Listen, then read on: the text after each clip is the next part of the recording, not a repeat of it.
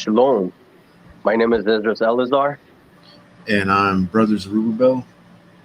and today we're going to go through another lesson. Today we are doing commandment number 8, thou shalt not steal. It's a really good lesson to go over, especially if you got kids. You want to start off small when they're young, let them know that stealing is not something that they need to be out there doing, not only because it's bad, but also because of the much trouble they're going to get into. I like to tell my kids that whatever you do out there in the world is a representation of your family, a representation of yourself, and a representation of your parents. So if you're out there stealing, it's only showing what your parents are actually teaching you or guiding you or um, showing you throughout life.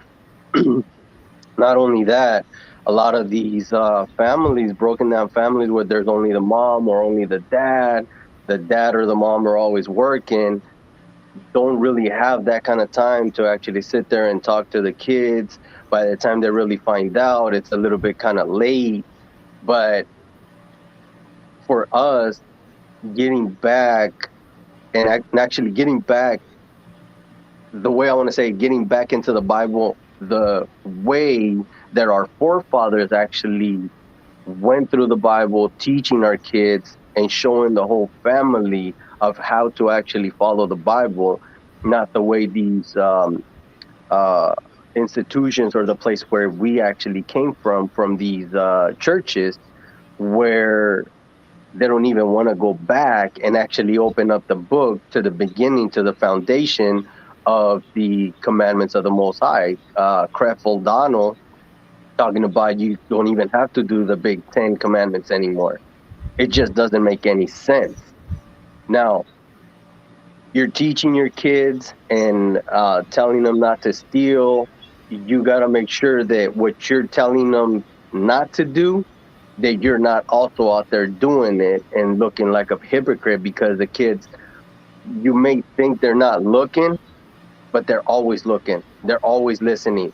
They're always imitating. So whatever you do, they're gonna become a mirror of what you're doing.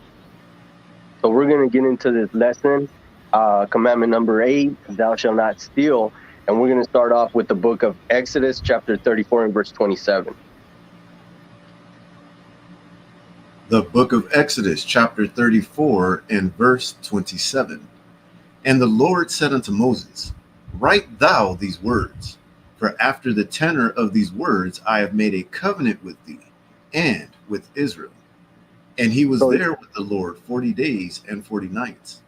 He did neither eat bread nor drink water. And he wrote upon the tables the words of the covenant, the 10 commandments. crazy. So he said, and the Lord said unto Moses, write these words, for after the tenor of these words I have made a covenant with thee and with Israel. So he made a covenant with Israel, and he says, and he was there with the Lord 40 days and 40 nights. So he was up there for a very long time. They make it seem like the tablet was 10 commandments and that was it. I mean, the Most High was not going to take um, 40 days and 40 nights to write just 10 commandments. The tablets were full of commandments. He did neither eat bread nor drink water, and he wrote upon the tablets the words of the covenant, the 10 commandments. So we got these 10 commandments that are coming from the Most High, and we're not teaching them to the kids nowadays. The reason why you see um, the in the news that you got a bunch of teenagers running into a mall, breaking into a jewelry store, and stealing all kinds of stuff, taking it, where teenagers are walking around with their brand new shoes, and here comes the other teenagers and basically punk them and take their shoes just because they're a name brand type of a shoe that they're wearing. We gotta go back and teach these commandments to the kids. We gotta go back because the churches are not doing it. We have to find out what our forefathers were teaching our kids. And in order for us to actually do that, you have to go back and see. Let me get the book of Job, chapter 8 and verse 8. The book of Job, chapter 8, in verse 8. For inquire, I pray thee, of the former age, and prepare thyself to the search of their fathers. So it says, "For inquire, I pray thee, of the former age, and prepare thyself to the search of your fathers." How are you going to know what to teach them if you don't know what your forefathers were teaching them? If you don't know where you were coming from? If you don't know the trajectory of the life of your nation? When you go around, when we're out there in the streets teaching and you ask them what their nationality is, they're just telling you the nationality of what these other nations put upon our people. So you have to go find out what the forefathers were teaching. You have to go back and understand so you can teach it to your kids. So your kids can understand that stealing is not something that they want to have um, as a thing of them doing. Some people, some of them do it for fun because they just like the adrenaline rush.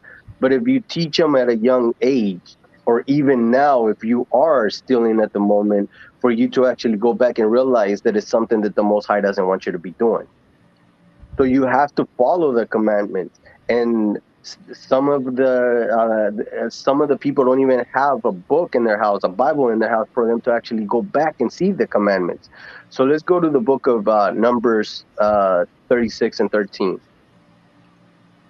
The book of Numbers, chapter 36, and verse 13. These are the commandments and the judgments which the Lord commanded by the hand of Moses unto the children of Israel in the plains of Moab, by Jordan near Jericho. Right. So it says, "These are the commandments and the judgments which the Lord commanded by the hand of Moses." So Moses had the commandments. He gave us the commandments. So it is upon us to actually find the commandments, show the commandments to the kids, the teenagers, or even with us now, if they're coming from a church where they don't even believe in the Ten Commandments, for them to reteach them and show them what the commandments are. Uh, on the hand of Moses unto the children of Israel in the plains of Moab by Jordan near Jericho. So Moses got these commandments, and Moses, when he had these commandments, he had to go to the congregation, he had to go to Israel, he had to go to all of the people and actually have these tablets and teach them and show them. So you can say that that it's kind of common sense that understand that you're not supposed to take stuff from other people, but in a lot of the cases, showing them and teaching them, especially when they're little and they're fighting for all the things of the other kids, is for them to understand and grow with it. They understand that it's a commandment. They understand that they have to do these commandments. They have to do the commandments. So let's go to Deuteronomy chapter 4 and verse 1.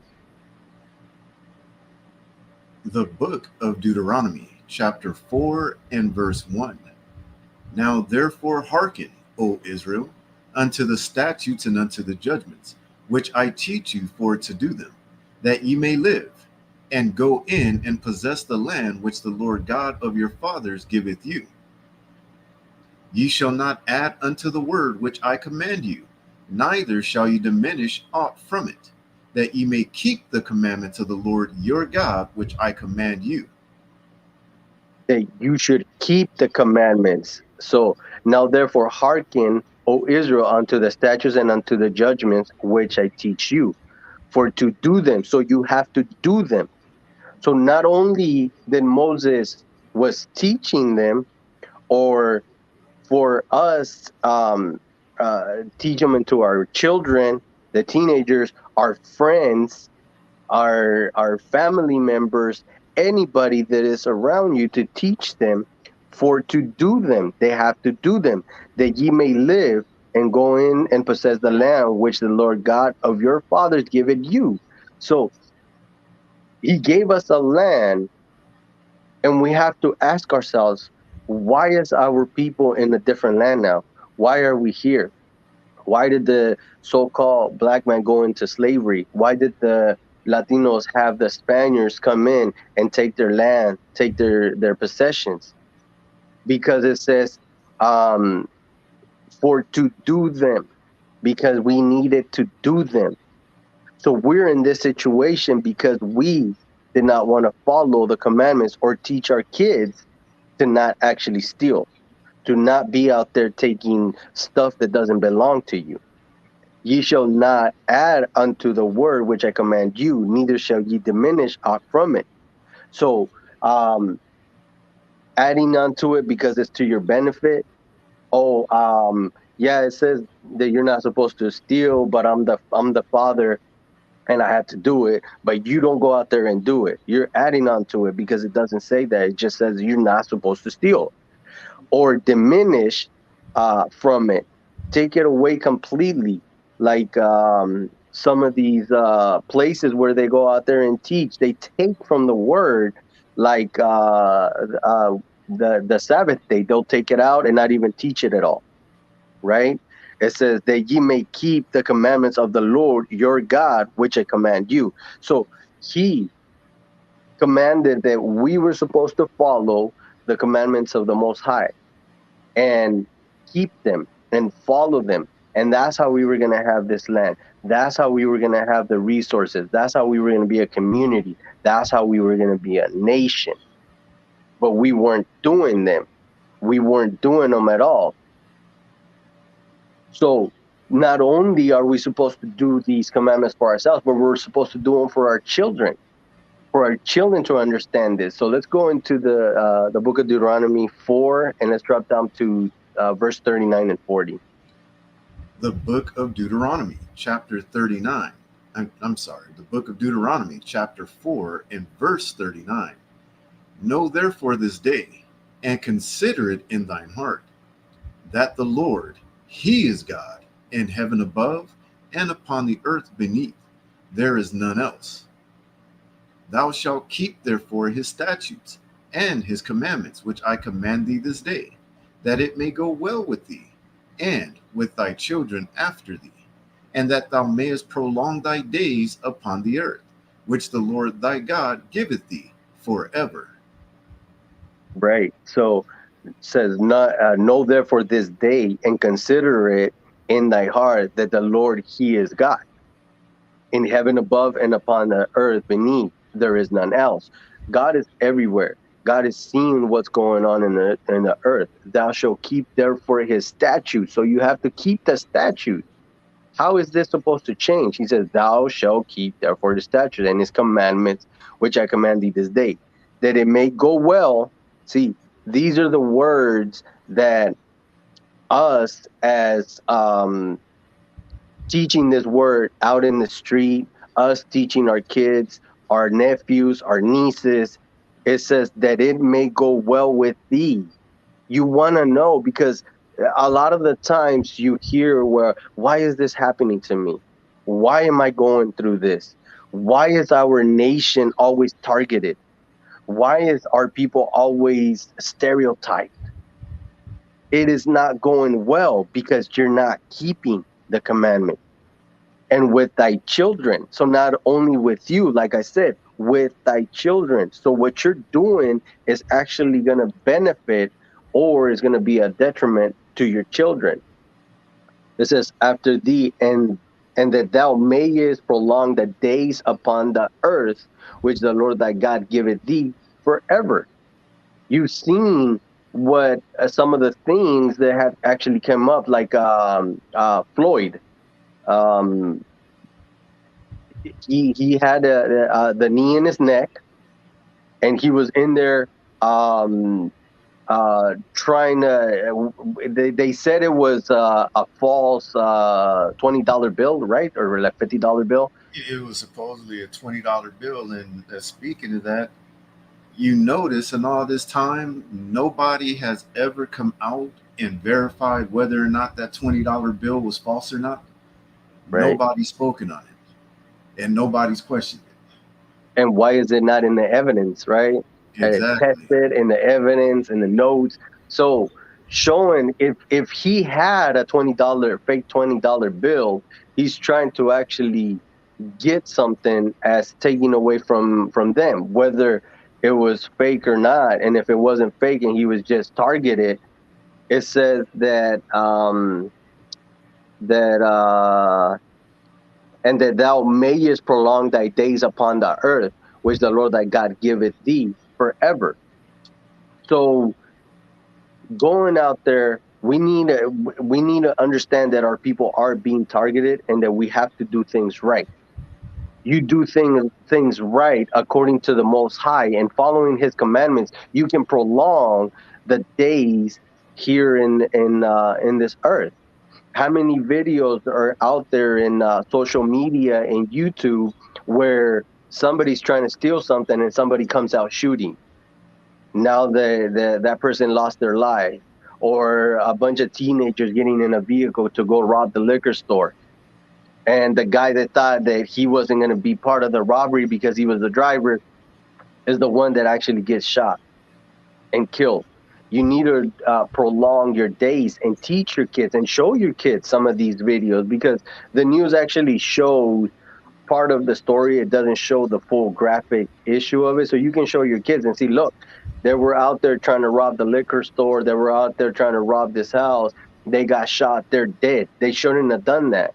And some of the people that are there were enticed and forced to actually be out there because they didn't want to be out there, or got convinced to be out there.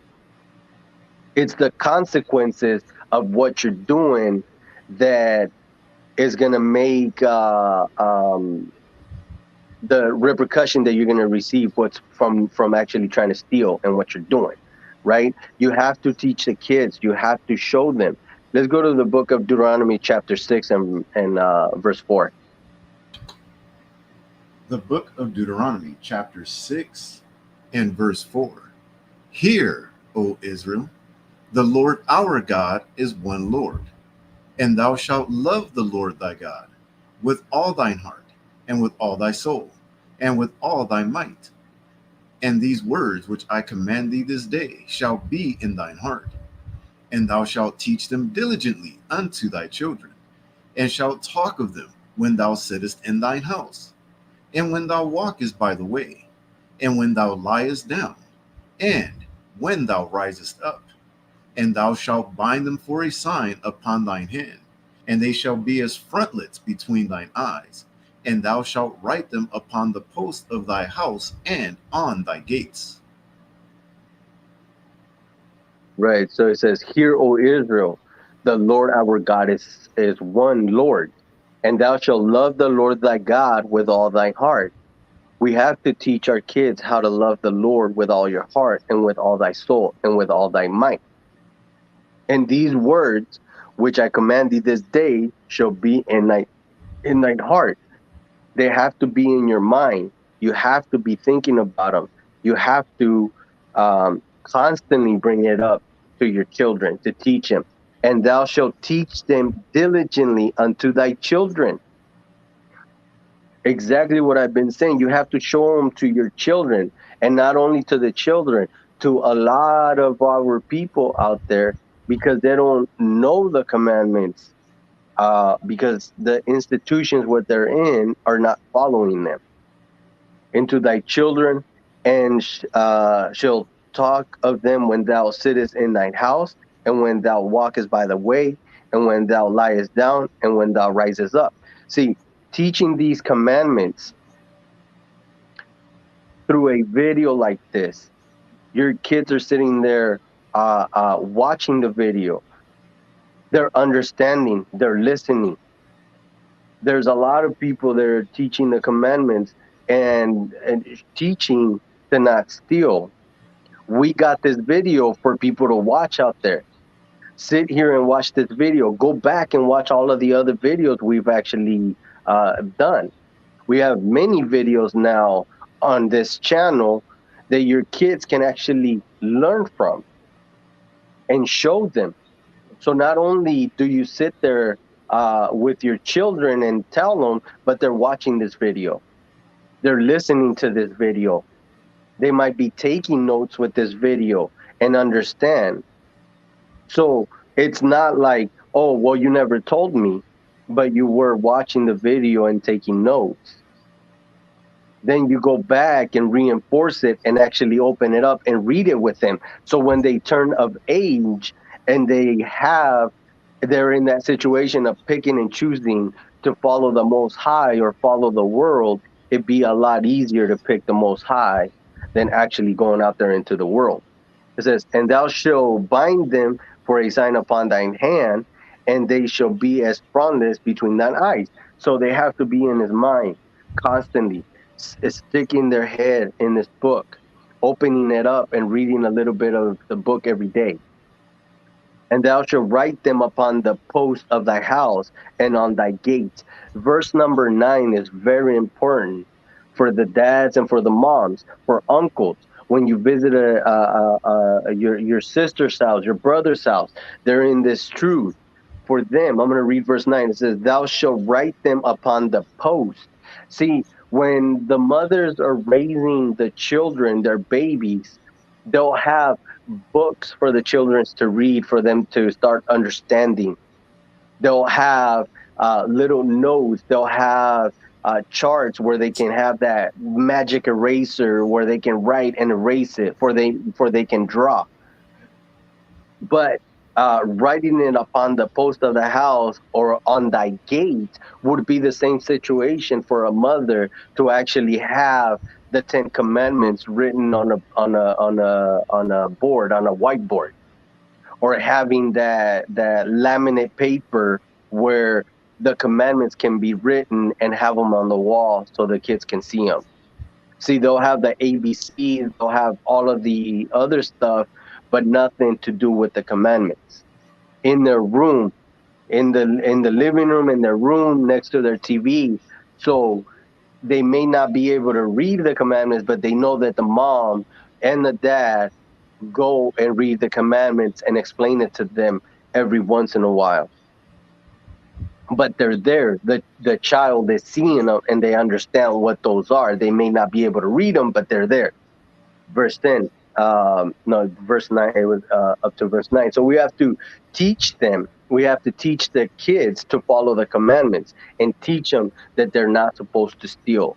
You just don't steal. So let's go to the book of Exodus, chapter 20 and verse 15.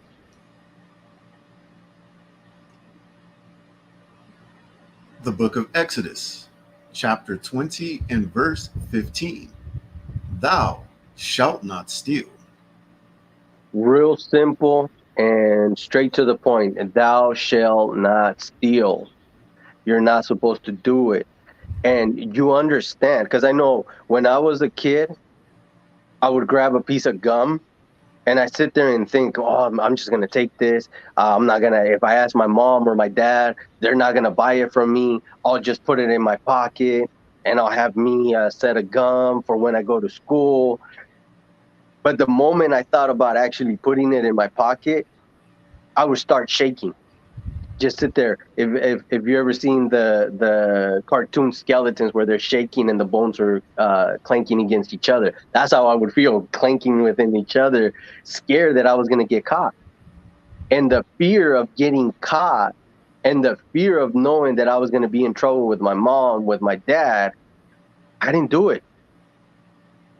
See, that fear comes in for you to understand that you're not supposed to be doing it. So if you don't feel good about doing something, you're not supposed to be doing it. If it doesn't feel right, you're not supposed to be doing it. And not only the feeling, you already know the commandments and you already know that you're not supposed to be stealing. So not only do you know the commandment, Exodus 20 and 15, thou shalt not steal. Not only do you know this commandment, but you get the feeling of you're not supposed to do it. You get the feeling that if you get caught, you're going to be in trouble. You get that feeling that if you do get in trouble, now you got to face your parents. You got to face your dad, you got to face your mom, or you only have to face the mom. Sometimes you got to face grandma, depending on the situation you're in. You still get that feeling that you're not supposed to be doing this. Thou shalt not steal. It is a commandment from God. It is a commandment for us to teach to everybody that they're not supposed to steal. And sometimes, I mean, when you do steal, you have to repent. Once you understand, if somebody comes up and tells you you're not supposed to be stealing, do you not know? Did your parents did not teach you? You have to repent and stop doing it. You repent that you're stealing stuff. Let's go to the book of Leviticus, chapter 6 and verse 1 and 7. The book of Leviticus, chapter 6 and verse 1. And the Lord spake unto Moses, saying, If a soul sin and commit a trespass against the Lord, and lie unto his neighbor in that which was delivered him to keep, or in fellowship, or in a thing taken away by violence, or hath deceived his neighbor, or have found that which was lost, and lieth concerning it, and sweareth falsely, and any of all these that a man doeth, sinning therein, then it shall be, because he hath sinned and is guilty, that he shall restore that which he took violently away, or the thing which he hath deceitfully gotten, or that which was delivered him to keep, or the lost thing which he found, or all that about which he hath sworn falsely. He shall even restore it in the principal, and shall add the fifth part more thereto, and give it unto him to whom it appertaineth, in the day of his trespass offering. Verse 6. And he shall bring his trespass offering unto the Lord, a ram without blemish, out of the flock with thy estimation, for a trespass offering unto the priest. And the priest shall make an atonement for him before the Lord, and it shall be forgiven him for anything of all that he had done in trespassing therein. So it says, and the Lord spake unto Moses, saying, if a soul sin, so sinning is stealing. You steal, you're committing sin, and commit a trespass against the Lord, and lie unto his neighbor in that which was delivered him to keep, or in fellowship, or in a thing taken away by violence. That's a lot of the things that you actually do see out here. That a lot of the things are taken away by violence. I know when the World Cup was done for soccer in Brazil, a lot of people didn't know. See, that's the thing about it, that you're in America and you walk around with your cell phone in your hand, and you're safe. You can walk around with your chain, which there was a time where they were doing the chain snatching, where they would pull the chain because they wanted the gold. But see, at least you kind of feel safe walking around here with a chain with your phone. And people realized that they were going from here back over there, from Canada, from Europe, going into Brazil, where they couldn't have the cell phone in their hand anymore, because they were running around in bikes, running in sandals. It didn't matter. They would jump. There's videos where they would jump and reach into the bus and grab your stuff from the window as the bus was driving off on the light stations. So these things are being taken by violence. A lot of the things are especially with the shoes. Like I said, if they're walking to school and they're name brand shoes, I'm not going to mention which of the shoes or none of that, but when these name brand shoes are being worn, a lot of the times teenagers would get violently taken away from them. And it's not supposed to happen. Then that's why we're supposed to teach our kids not to steal, or have found that which was lost, and lie concerning it, and swear falsely. You also see this a lot. Verse 3, you see it as one of those prank videos on YouTube, where they'll leave a cell phone on the bench or somewhere on the floor. The person picks it up, puts it in their pocket. The guy comes back, goes, "Hey, have you seen my cell phone?" They'll lie. So they lost the phone. They ask them about the phone. They lie, and they're like, "No, I don't have nothing." They'll walk away and they'll hit a button, and they shock them. And now they're pulling the cell phone and throwing it on the ground and running away. That phone was lost. How many people have not left their phone in the place when they come back, especially nowadays, because they're making these phones so expensive, and you come back and somebody saw your phone and they understand what the phones are going for, they're going to keep it. So if somebody loses something and you lie, is you're stealing this, you're committing sin. And any of these that a man doeth, sinneth therein. So you're sinning. uh, then it shall be because he had sinned and is guilty, that he shall restore that which he took violently away. So you have to restore it. You have to give it back. Whatever you took, whatever you lied, you have to give it back or pay for it back. Or all that about which he had sworn falsely shall even restore it in the principal, and shall add the fifth part more thereunto, and give it unto him to who it pertaineth in the days of his trespass offering. So when you repent, when you make your offering in the time where we could go and give these offerings, you would repent, not do it again, and not lie again, and not steal again. Verse 7, it says, "And the priest shall make an atonement for him before the Lord, and it shall be forgiving him for anything of all that he had done in trespassing therein." But we have to understand, when you go back and read and you see what our forefathers continually doing and doing and doing, you get an understanding that they would just give an offering and be forgiven, but then would do it again. Is the same thing as our kids going out there and stealing, that you only kind of get them in trouble, but like, it wasn't even that bad. I'll just go ahead and do it again. I can go through that. So the repercussion of your kids in a young age, for them to understand that they're not doing it, being in trouble, taking away the things that they really like, especially nowadays when they're playing all those video games. Oh, you want to steal? Then you got no more video game. Something that hurts, something that the next time they get that opportunity to actually steal something, be like, whoa, whoa, I'm not doing that. I'm not gonna go 6 months without a video game. I'm not gonna go a whole year without the video game, because that could be a punishment if you're not listening, if you're not following. That punishment is lighter compared of them being caught and sent into juvenile hall, where now they have to defend themselves from other teenagers, that you don't know how they're going to be treated out there, that you don't know how the officer being mad is going to treat your kid out there, right? So you have to teach at a young age, and we have to teach our people nowadays for them to actually not steal. So don't steal. So just don't be out there stealing. Let's go to Leviticus chapter 19 and verse 11. The book of Leviticus, chapter 19 and verse 11. Ye shall not steal, neither deal falsely, neither lie one to another.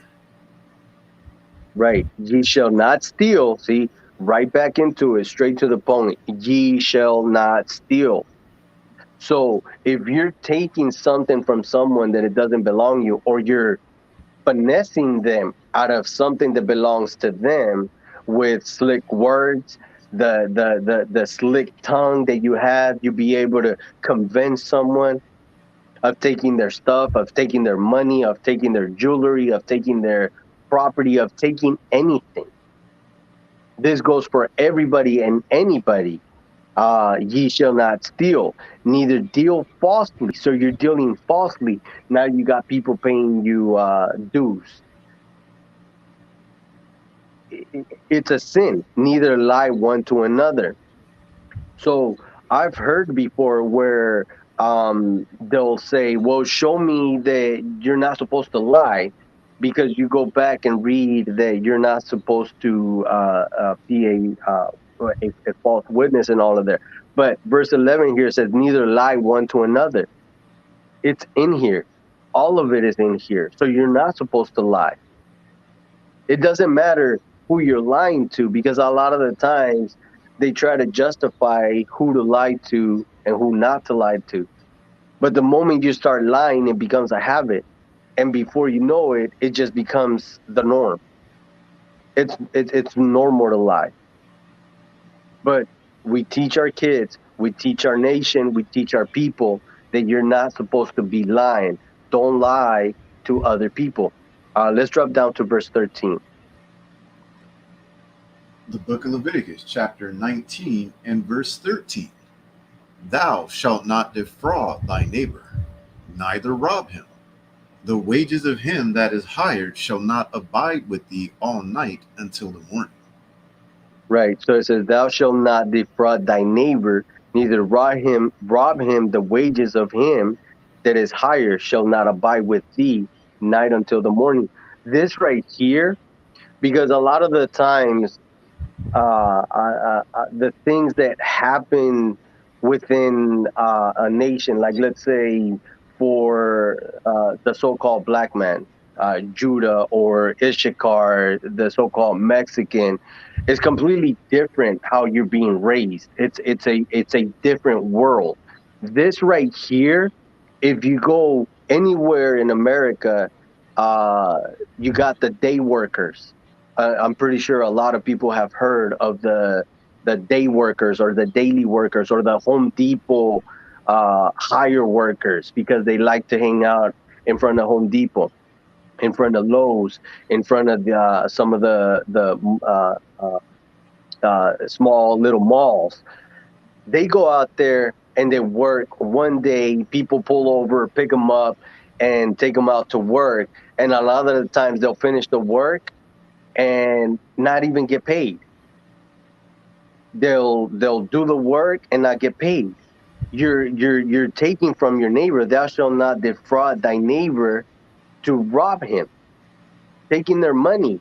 Like there was a video that came up on social media. The guy was homeless. Uh, Someone picked him up, took him over to do a big old clean out, cleaned out a backyard. The whole thing was done, and the guy never showed up. The guy never came back for him. The guy never would never answer his phone.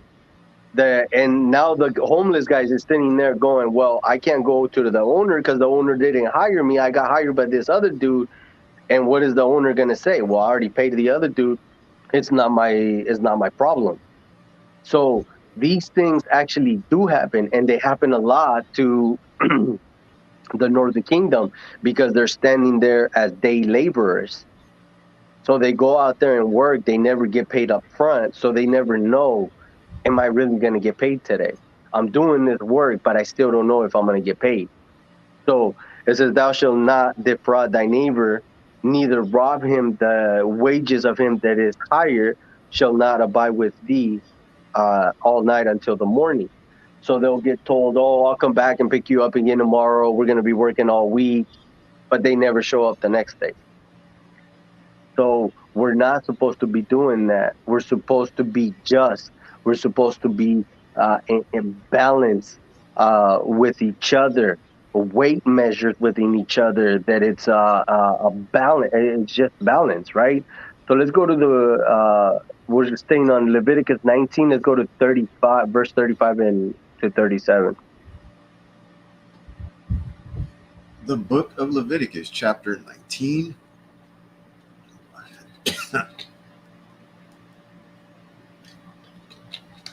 The book of Leviticus, chapter 19, and verse 35. Ye shall do no unrighteousness in judgment, in meat yard, in weight, or in measure.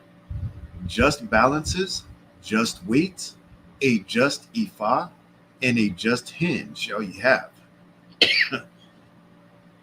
I am the Lord your God, which brought you out of the land of Egypt. Therefore shall you observe all my statutes and all my judgments, and do them. I am the Lord. Right. So it says, "Ye shall do no unrighteousness in judgment, in meat yard, in weight, or in measure." So All of these, you're not supposed to be unjust in the weight and in measure. Just balance, just weights. Why? Because um back in the day they had a scale where here, they had a scale, right? Like this. Had a scale where you put your product and then you put the weights. The weight of the scale, the product would go down, and as you put the weights, it would balance up. What they would do is they would adjust the weights to to be uh to be heavier, to make it where the balance of the weight of the product would be uneven, where they would charge you double for, like, let's say a piece of beef. um what they would do is make that beef, instead of being a pound, charge you for a pound and a half, and they would do that with the balance of the weights. When the digital age came by, they would do it with the scales.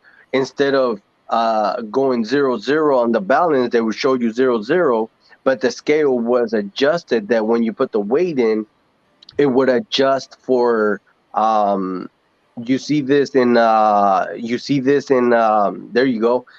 You see this in when you go in with the recycling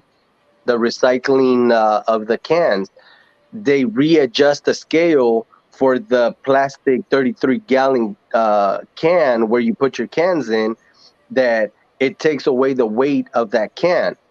Well, they would do the same thing where they would adjust it to where your meat or your product that you're trying to buy is 1.5 times heavier than what the actual weight was. A means of actually charging you more for a product that doesn't weigh the amount that they're talking about. So in this case, to have a just weight, a just ephah, and a just him shall ye have. I am the Lord your God, which brought you out of the land of Egypt. Therefore shall ye observe all my statutes and all my judgments and do them. I am the Lord. And that's the thing. I mean, nowadays, I mean, who really weighs their stuff? Who really goes home and goes, "Did I really get the amount of weight that they're saying that I'm getting?" And actually weigh what they get, weigh your meat or weigh your stuff. Everybody just goes with trusting that the stores are giving you the same exact weight. Um, you open up your chip bag and it's half less than half of a bag. Does that really weigh what they're saying they weighs? It's just an example, but you can still see it that even nowadays they'll change the packaging for it to look a lot bigger than what it actually is, and giving you a lot less product. It says, "Therefore shall ye observe all my statutes and all my judgments and do them. I am the Lord." So you have to follow the statutes, and in this case, we're following "Thou shalt not steal," teaching that thou shalt not steal, right? Um, so not stealing can go from all kinds of ranges, anywhere from something really small all the way up to even people kidnapping, taking away. So let's go to the book of Exodus, chapter 21 and verse 16. The book of Exodus, chapter 21, and verse 16. And he that stealeth a man and selleth him, or if he be found in his hand, he shall surely be put to death. This one is really, really important because um, the way this is, honestly, to me, getting out of control. "And he that stealeth a man and selleth him, or if he be found in his hand, he shall surely be put to death." So um, I listen to a lot of things as I'm working. I have the opportunity to actually be able to have a headset on me as I work. And honestly, I'm grateful to the Most High of me actually being allowed, not being allowed, me being able to do this, being self employed, that I was able to come into this truth, be able to go through the roller coaster to the point that the Most High actually put a Hebrew Israelite group in the shuffle mode, in the way that the algorithm of YouTube works, where one video is done and the other video starts automatically, which is nothing I chose. It came up on its own. So came up on the truth and learned a lot to this day, listening to all kinds of stuff. This right here. And he that stealeth a man and selleth him, or if he be found in his hand, he shall surely be put to death.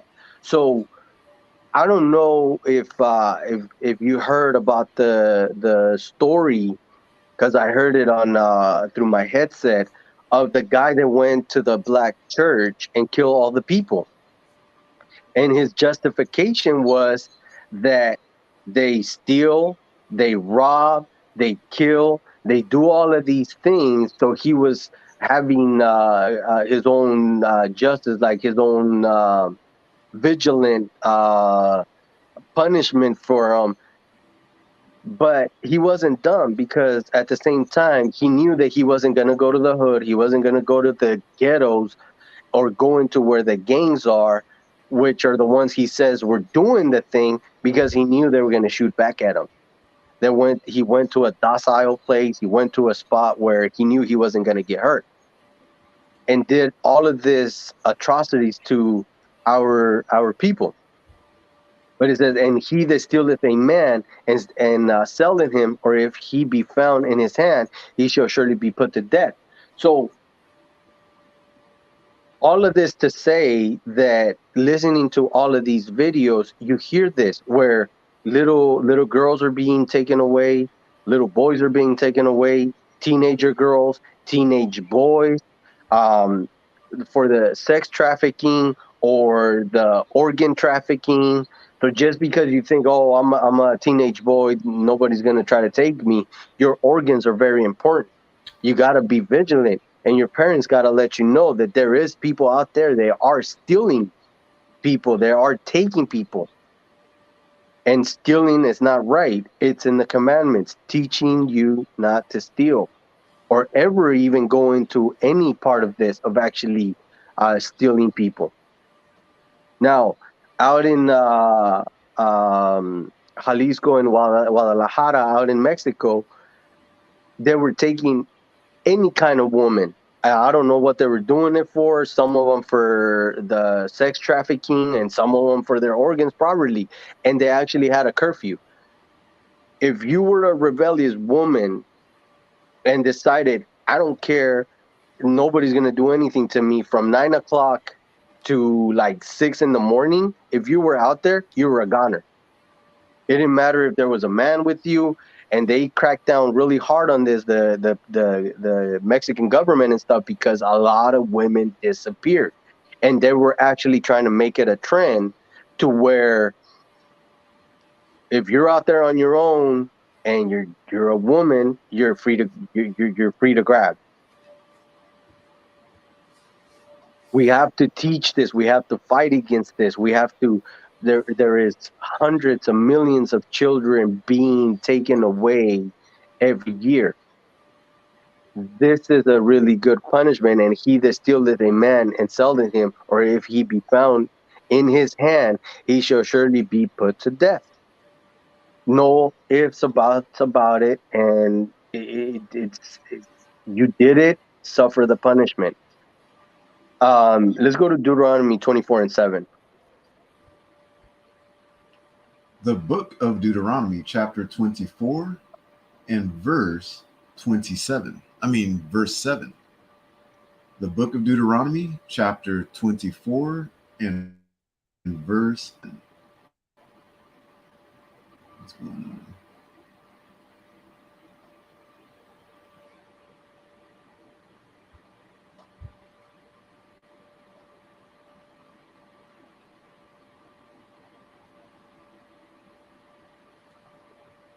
If a man be found stealing any of his brethren of the children of Israel, and maketh merchandise of him, or selleth him, then that thief shall die, and thou shalt put evil away from among you. Right. So it says, if if a man be found stealing any of his brethren of the children of Israel, and maketh merchandise of him, or selleth him, then that thief shall die, and thou shalt put evil away from among you. These are the things that are getting out of control, because a lot of the times the punishment doesn't fit the crime. That if they're going around, they'll get some years in prison, get out of prison, come back out, and continue doing what they're doing. It's clear here. It says, if a man be found stealing any of his brethren of the children of Israel, and making merchandise of him, or selling him, then that thief shall die. So that thief shall die, and thou shalt put evil away from among you. The moment uh, these kidnappers and these people that are actually taking people nowadays realize that, you know what, I could die if I get caught doing this, the numbers would drop dramatically. If you do a Google search and find out how many kidnappings per year are done, it says here Google says it's 1,435. It says there are approximately 1,435 kidnappings each year. Each year, that is a lot of kidnappings, and I'm pretty sure that sounds like a low number to what they're not actually reporting fully of all of the kidnappings. So if you're kidnapping, if you're selling, if you're doing anything of this, and the punishment is you will die, the numbers would drop dramatically throughout the world of you actually kidnapping or stealing or taking anybody. And just being unfair. I mean, the sufferment that the family goes through, right? It's just the Most High actually, the Most High teaching us balance, the Most High teaching us righteousness, uh, fairness, all of this that He's teaching us, and for us to understand it and teach it to our kids. Let's go to the book of Deuteronomy, chapter 25 and verse 13. Here, hold on. I don't know what's going on. This thing is freezing up or something. Now the screen's going blank. Are you seeing it on your end? No, you cut out a little bit, but then it came right back. Yeah, it's like moving real choppy. I don't know what's wrong with it. What is going on?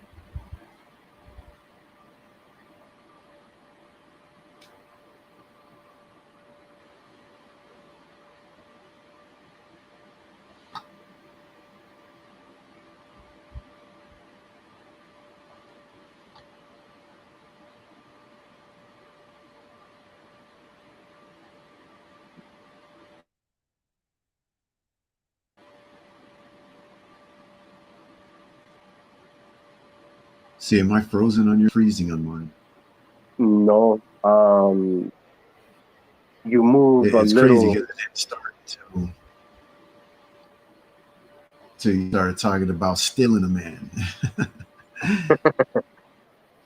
See, you know how YouTube gets weird sometimes with some, especially you watch some of the groups teaching, they start teaching about stuff that has to do with our kidnapping and going into slavery and stuff like that. Weird stuff starts happening. That's what it seems like Right. all of a sudden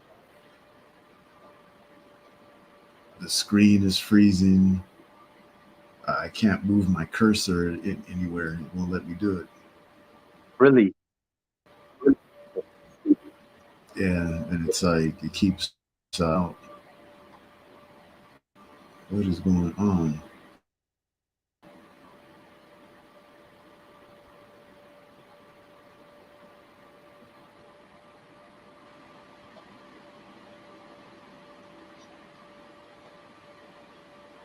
All right, bear with us. Give us a minute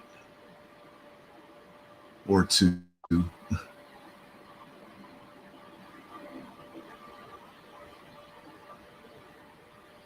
This is crazy.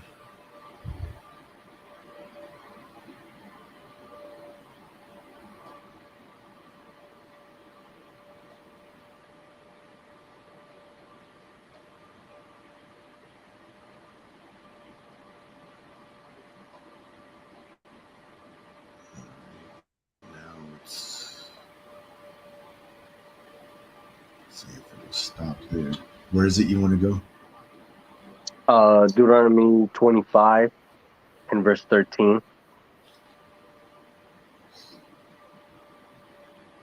Yeah, this is crazy. It's like almost like all of a sudden, almost as if my computer got a virus or something and is screwing with the computer. It's crazy. All right, finally let me switch it. All right. Hope the Lord's will it'll be all right.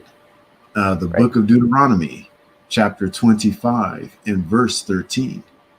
Thou shalt not have in thy bag diverse weights, a great and a small. Thou shalt not have in thine house diverse measures, a great and a small. But thou shalt have a perfect and just weight, a perfect and just measure shalt thou have, that thy days may be lengthened in the land which the Lord thy God giveth thee. For all that do such things, and all that do unrighteously, are an abomination unto the Lord thy God. So it says, "Thou shalt not have in thy bag diverse weights, a great, and a small." So what these weights were used is how I was explaining and telling you and explaining and telling you how that we use the weights for the product that you were going to buy. So the diverse weights, a great, so a big weight for when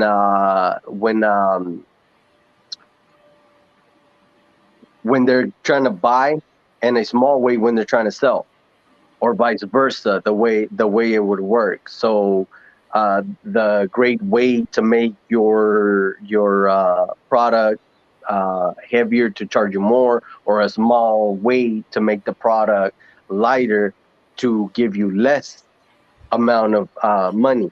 It says, thou shalt not have in thy house diverse measures, a great and a small.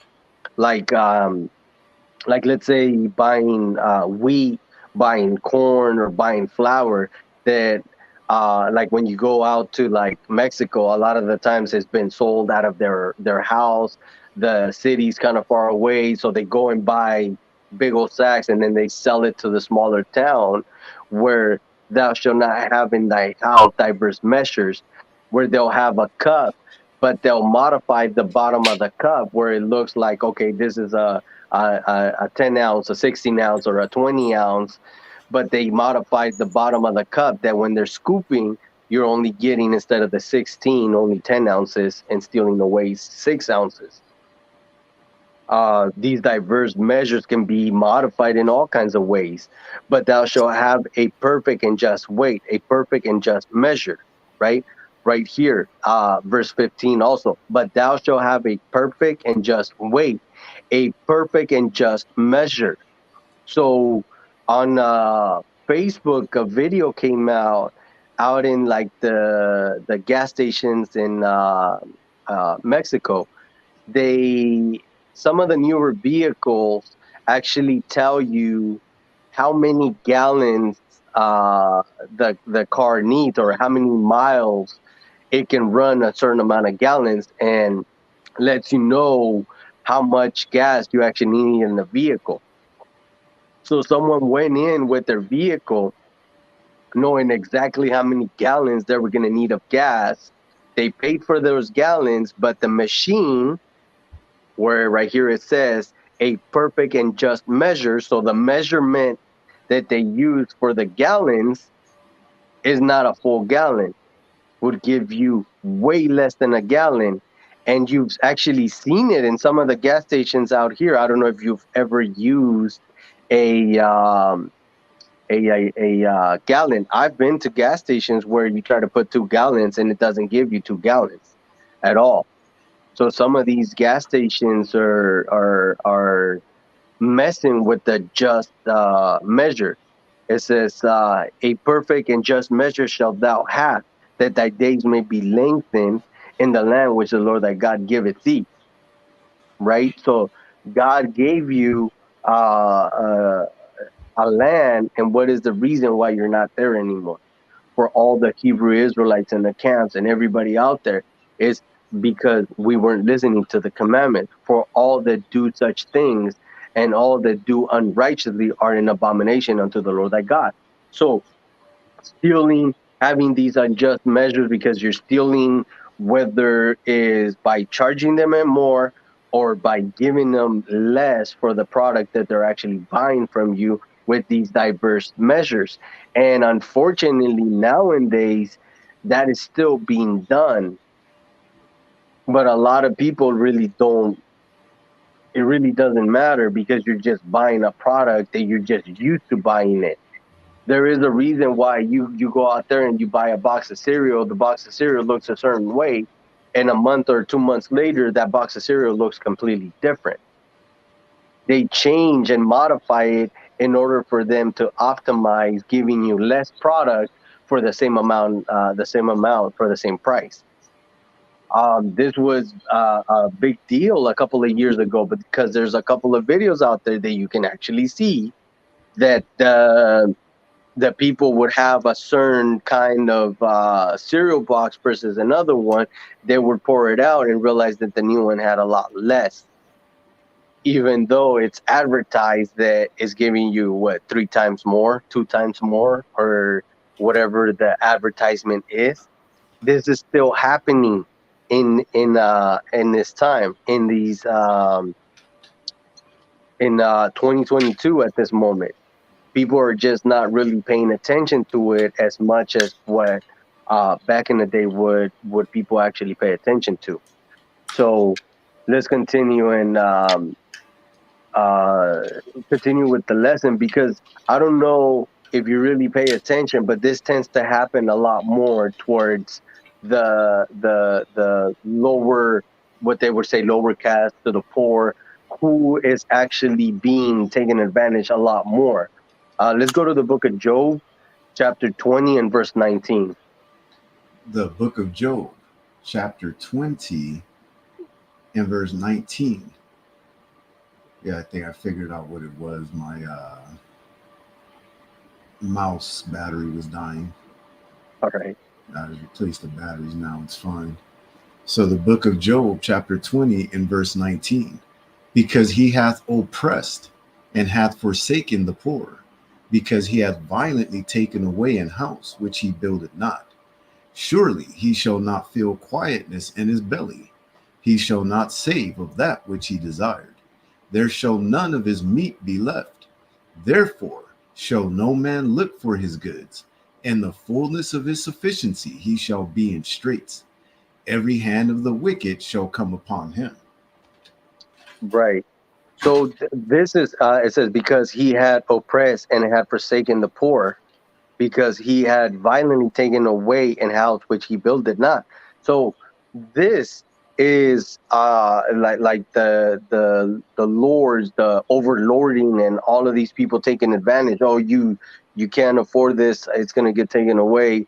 The poor being taken advantage of, in the sense of, actually, perfect example would be like buying a lemon car, going out and buying a car from your neighbor. Your neighbor surely knows that that vehicle is no good, but because you can't afford anything else, you want to buy that vehicle in order for you to make it to work.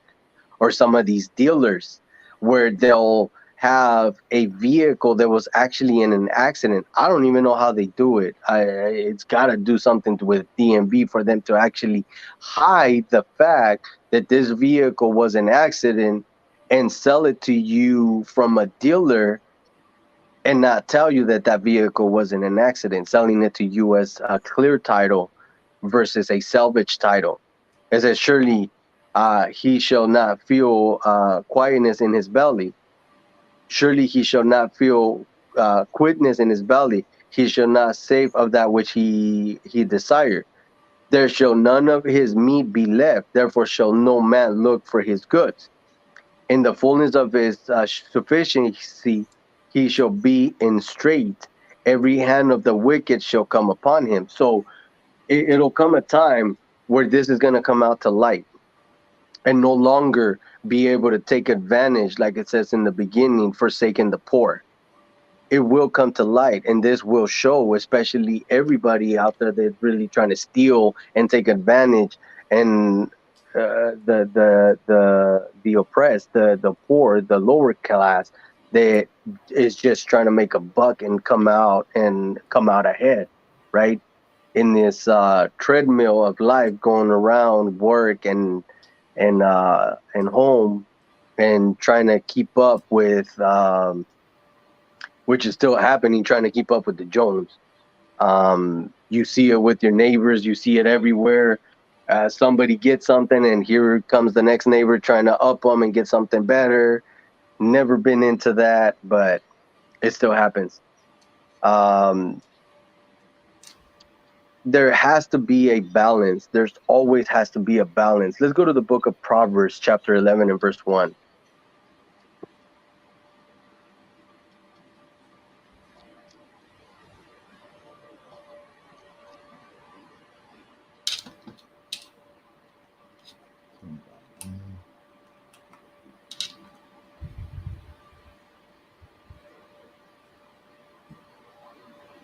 The book of Proverbs, chapter 11 and verse 1. A false balance is abomination to the Lord, but a just weight is his delight. Right? A false balance is an abomination to the Lord, but a just weight is his delight. See, it makes him happy when something is just, when it's level, when it's balanced. A false balance is an abomination to the Lord. Being a false balance of, like I said, you knowing that this vehicle is no good, but yet you're still trying to charge them like the vehicle is semi new, half of his life or something, overcharging double or triple of what the vehicle is actually worth. I've never been able to do that. I'm glad that Pick and Pull actually takes vehicles for parts versus actually selling them. I've had vehicles and I wouldn't sell them knowing what the vehicle had. Um, I had a truck, manual truck, that when you would push the clutch in and push the gas, if you would push the gas in a little bit too far, the gas would get stuck. I've never seen a vehicle. It was the scariest thing I've ever had actually happen to me, where I was glad it was manual because you could just push the clutch back in, but you would hear the engine just rev up to like 9,000, 8,000, 10,000 RPMs and scare you. Now, I wasn't going to sell this truck to anybody out there, not knowing what the issue is. Even if you let them know, the gas pedal would actually get stuck Oh, that's crazy. all the way in. So a false balance is an abomination to the Lord. That's not balance. You selling something that doesn't weigh the amount that the person is paying. But it says, but a just weight is his delight. So he is happy when the things are done right, when things are being just, right? We got to make him happy because we love the Most High. We want to follow his commandments and teach everybody out there what his commandments are. Tell our kids to be fair when they grow up, to be fair out there in a just balance, right? Uh, so not only that the repercussions that come from being unbalanced, from stealing, from being a liar, from dealing falsely, um, the curses of this book, the things that are written in this book. Let's go to the book of Zechariah, chapter 5 and verse 3. The book of Zechariah, chapter 5 and verse 3. Then said he unto me, this is the curse that goeth forth over the face of the whole earth. For everyone that stealeth shall be cut off as on this side according to it. And everyone that sweareth shall be cut off as on that side according to it. I will bring it forth, saith the Lord of hosts, and it shall enter into the house of the thief, and into the house of him that sweareth falsely by my name. and it shall remain in the midst of his house, and shall consume it with the timber thereof and the stones thereof. Right. So it says, then said he unto me, this is the curse that goeth forth over the face of the whole earth. So there is a curse, right? For the nation, for the people, for the individual. There is a curse that if you're dealing falsely, unbalanced, lying, manipulating, stealing, kidnapping, doing all of these things, right? There is a curse over the face of the whole earth. For everyone that steal this shall be cut off as of this side according to it. And everyone that sweareth shall be cut off as of the side according to it. So not only being deceitful and all of that, your punishment according to what you're doing, stealing, and all the way down to actually stealing a man, kidnapping, going to a full death. Verse 4 says, I will bring it forth. So you can't hide it. The Most High is always going to bring it forth. You may not get caught the first time you do it.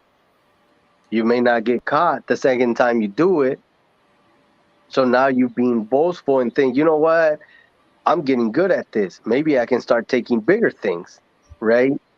But he is going to bring it forth, saith the Lord, into the house. Was he's going to bring it forth the what you're doing for you to get punished.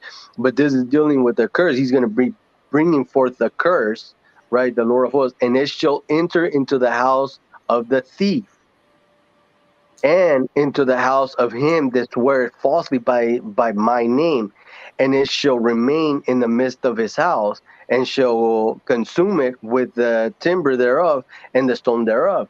So this curse for the Hebrew Israelites, understand Deuteronomy 28 talks about all of the blessings and all of the curses.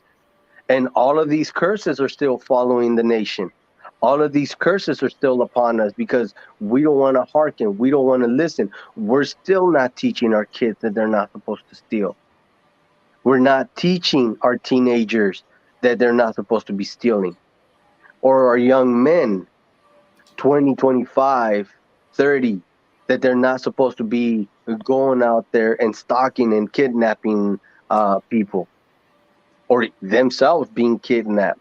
We have to teach this and let it be known. And there is curses that come upon us as a nation. They're written, like I said, go back, see some of our lessons, a lot of our teachings. You'll get a better understanding going one lesson after another. You get an understanding, a better understanding, because a lot of the sermons out there in these other buildings, institutions, or social media, they'll go in a rant for 30, 40, 45, 50 minutes, an hour, and just going in a rant and speaking and speaking and speaking, and no verses are coming out of the Bible. Nothing is being read out of the Bible. No understanding out of the Bible is coming out. But with the Hebrew Israelite community, you got verse after verse after verse after verse, lesson after lesson after lesson.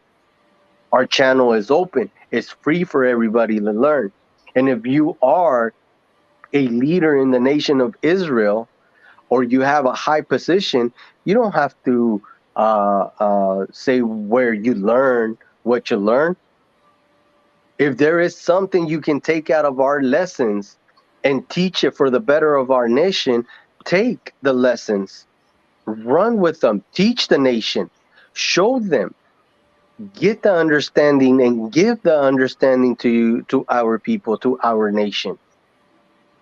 It is that simple. Because we want to prolong the days in the land. We don't want to be chastised. We don't want to be cursed. We don't want to die. We don't want to be taken away. How it says, Well, we want to go back. right? We want to go back. Cut off. You don't want to be cut off. You get cut off, you're dead. We are teaching this because we want to go back in the grace of our Father, of God, of the Most High. We want to get back to our land. We want to get back, like I said, where you got blessings versus cursings. This curse you don't want upon yourself, upon your nation, right? Um, it's really easy to get wrapped around because there is a lot of people that have a slick tongue, easy of the words. The words come easily to them. Um, be able to actually deceive. Let's go to the book of Proverbs, chapter 10 and verse 19.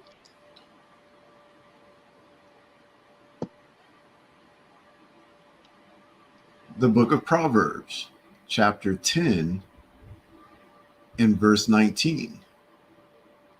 In the multitude of words there wanteth not sin, but he that refraineth his lips is wise. Right. In the multitude of words, there wanted no sin. Multitude of words just constantly. I mean, you could get in trouble and you can wrap some people around these words. Like I said, just many words dealing falsely, um, having a group that follows you and enticing them to do certain things that are not even biblical. Um, in the multitude of words, there wanted not sin, but he that refraineth his lips is wise. So listening, if you want to try it one day, sit there and listen. Listen more. It's weird how the human mind works, that if somebody is listening to you, they tell you more and more and more. And if they're being deceitful, unjust, or stealing, or using all of these vain words to actually get stuff out of you, and they're trying to give you an explanation, and you really just sit there and listen, they'll wrap themselves around in their own words, catch their own selves in their own lie, because they can't keep their mouth uh, quiet. They can't keep their mouth shut in that sense. And it says, but he that refraineth his lips is wise. A lot of the times it's a lot better, and we see it a lot when we go out into camp, that you've seen it with other groups where they'll ask someone, you don't think that's in the Bible? And they'll go in a rant how it's not in the Bible. They'll pull up the book, chapter, and verse, and now they're sitting there looking like liars. A lot of the times it's a lot better for you to actually listen, especially when you did something that you need to repent from. But I don't know. People love to talk.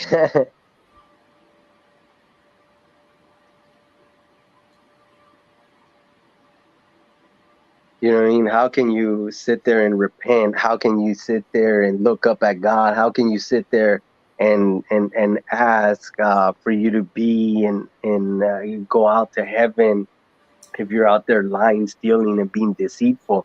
Let's go to the book of First Corinthians, chapter 6 and verse 9. The book of First Corinthians, chapter 6, and verse 9. Know ye not that the unrighteous shall not inherit the kingdom of God?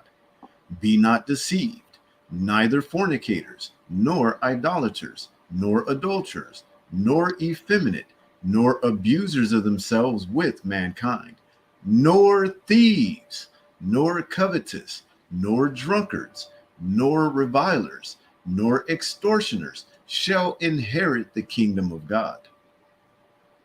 Right. So see, it's what I was saying. How can you ask for the kingdom? How can you ask to go to heaven? How can you sit there and listen that you're going to a funeral and all you hear is, "Oh, he was a good person and he's in a better place. He's going to heaven," but not knowing that he was stealing, robbing, kidnapping, doing all of these things, and not actually being realistic. It says, know ye not that the unrighteous, so we being unrighteous, shall not inherit the kingdom of God. Be not deceived. Neither fornicators, nor idolaters, nor adulterers, nor effeminate, nor abusers of themselves with mankind. All of these things that are being named are part of the Ten Commandments. You can go back and read and understand where all of this came from. What we're teaching today is not stealing, right? Um, Going back and understanding this, because this is what they consider the New Testament, and not considering the Old, not knowing this is where it came from. It came from the Old. It says, verse 10, nor thieves.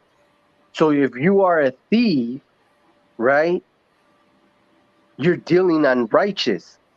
Nor covetous, nor drunkenness, nor revelers, nor extortioners shall inherit. See, shall inherit the kingdom of God. How can you sit out here and lie to yourself that, oh, I go to church every Sunday, or I wake up on the Sabbath and go to church, or I deal with a certain group every weekend. I'm on the phone with them all the time, but you're stealing. You're sitting there asking, like he said right now, we want our kingdom back. We want our land back. We want our inheritance back. That's why we're teaching this to our people, because we want to get back what we already had.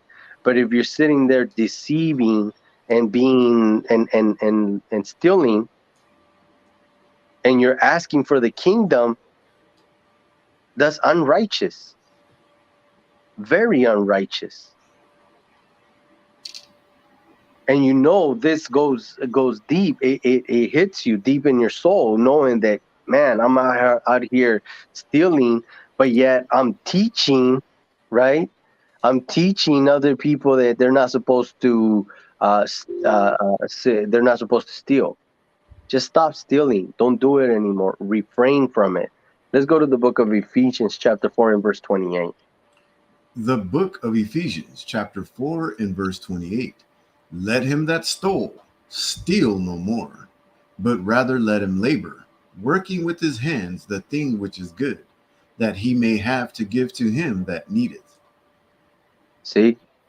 Let him, you got to pay attention to this. Listen, verse 28, it says, let him that stole steal no more.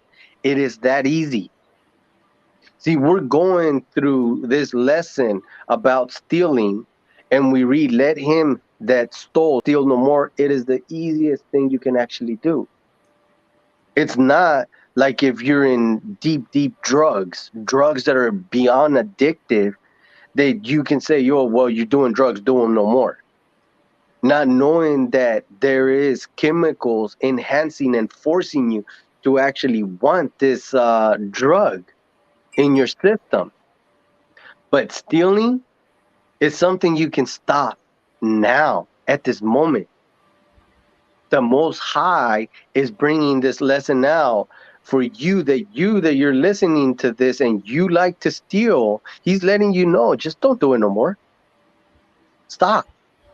That's it. You're done. You had a good run. Let it go. No more. Retire. Right? But rather let him labor, working with his hands, the things which is good.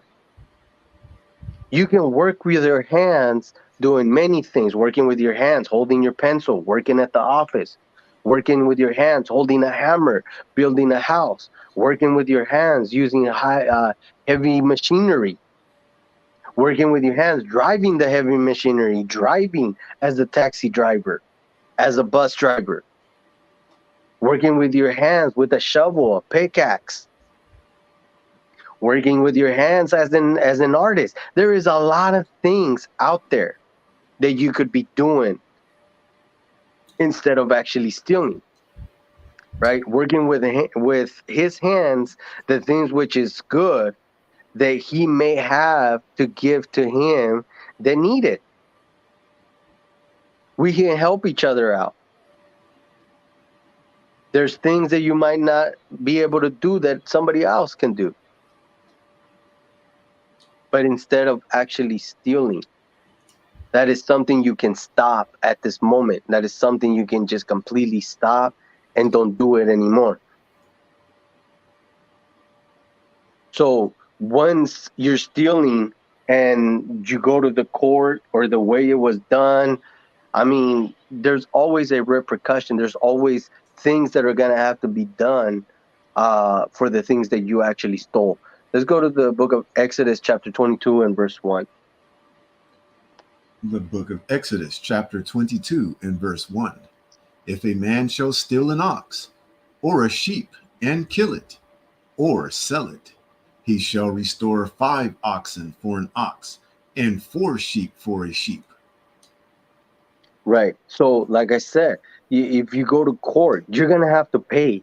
And unfortunately, it's going to be a lot more of what you're going to pay for something you stole.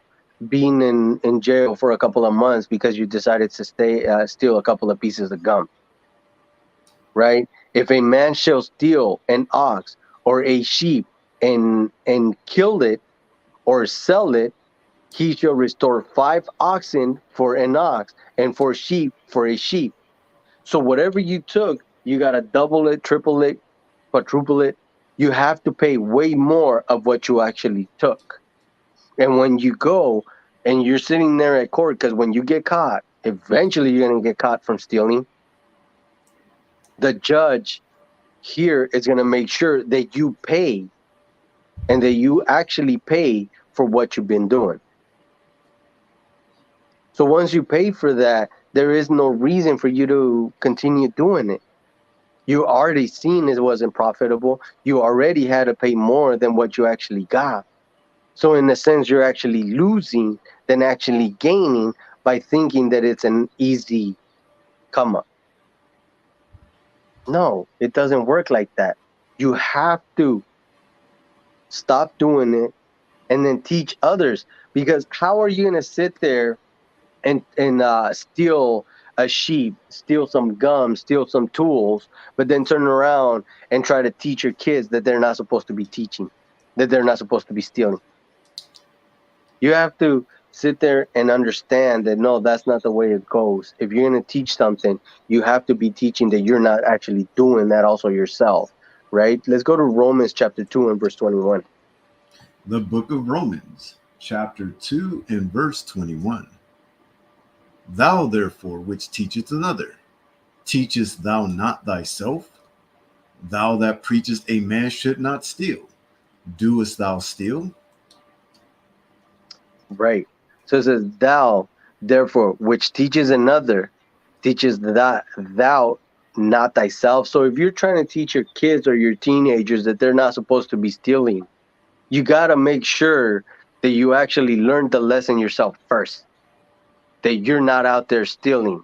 Thou that preaches a man should not steal, does thou steal? So you're teaching your kids, okay, wait a minute. What's that in your pocket? I saw you grab that. This is going to be a teaching lesson for you. You're not supposed to be stealing. If you look up in this store, there's cameras. Somebody is watching you and you're going to get in trouble. And you make the kid take the candy out of his pocket and put it back, but your pockets are full of other stuff. I've seen it. They where someone walks in and fills their pockets with soap, with deodorant, with things that they're able to fit in their pockets and run out. Or walking around with a kid in a stroller and filling up the stroller in the cavities, openings of the stroller and putting things in there. You kind of make a hint to the people, hey, watch what they're doing. You make a hint to the people that are walking around the aisles that are restocking, and hey, keep an eye out. Whether they want to pursue it, whether they want to see what they actually got or not, it doesn't matter anymore. How are you going to teach your kid if not to steal if you're doing it? Right? And the thing about it is now, even today, um, some of these leaders are out there teaching certain things, but doing it themselves, acting and portraying that they're righteous, showing an image to the congregation, but doing something else. Let's drop down on this one. Let's drop down to verse 23. So Romans 2 and 23. all right. The book of Romans, chapter 2 and verse 23. Thou that makest thy boast of the law, through breaking the law, dishonorest thou God? Right. So you're boasting. You're teaching the congregation a certain thing, and you're out here making yourself look in righteous, right? Thou that makest thy boast of the law. You're telling everybody you keep the law. You're telling them that you're teaching the commandments. And then there's a video out there of you and dealing with somebody else in your congregation, and now you're shown that you actually stole stuff, that you kept stuff, that you lived in certain places, that now you're going to jail, and then when they come after you, you make yourself to be the victim, moving from one state to another. You see it all the time. We even ask ourselves, how is it that some of these people are going from this place to that place to the other place, to here and there? We understand what's being taken. Thou that makest thyself of thou that makest thy boast of the law, through breaking the law, dishonorest thou God. So you're making God a liar because you're out here teaching, but you're still doing what you're teaching opposite to what you're actually teaching, right? Here's So, a good precept for that. mhm, go Let's ahead. go to Titus chapter 1. I'm going to go to verse 10. Hmm. It says, for there are many unruly and vain talkers and deceivers, especially they of the circumcision, whose mouths must be stopped, who subvert whole houses, teaching things which they ought not, for filthy lucre's sake. Right.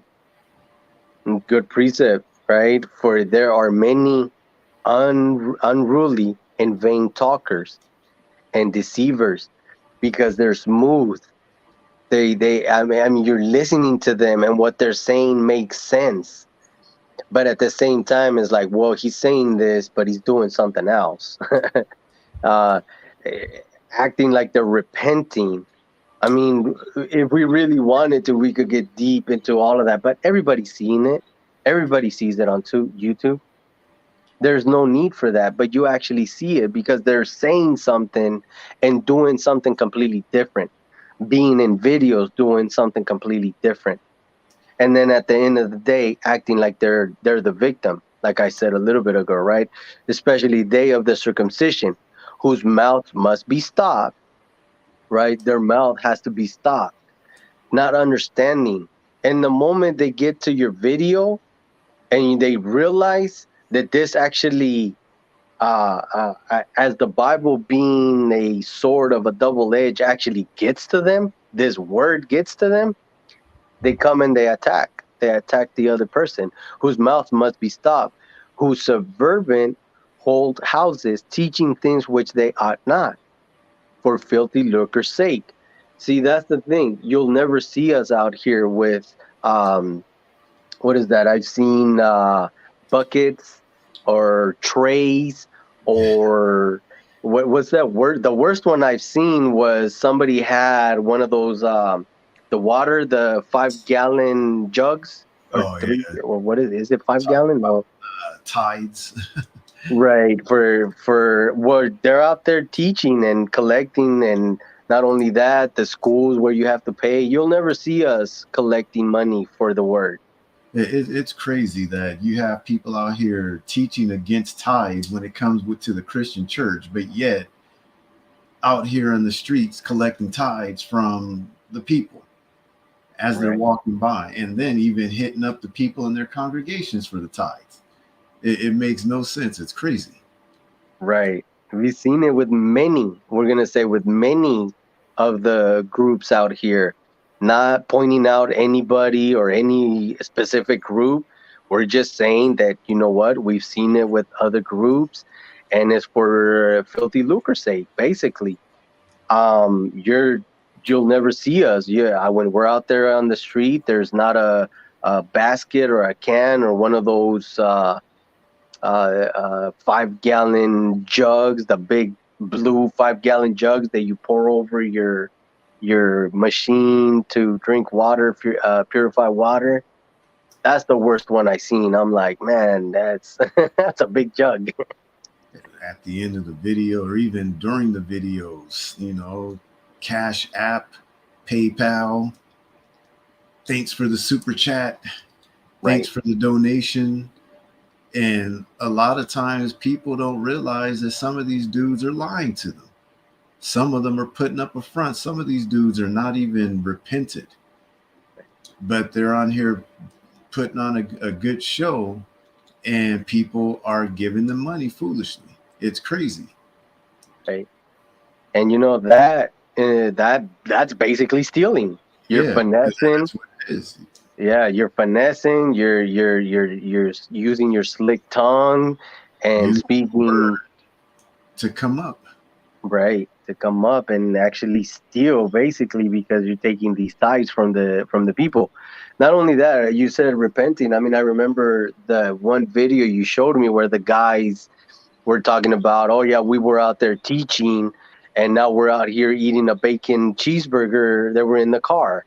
Oh Or, yeah, or yeah, if you remember that yeah. video, man, Video, yeah. horrible. They're out there teaching people, and then turn around and do the completely opposite after camp. Yeah, it's crazy. Yeah, crazy stuff, man. Where are we at?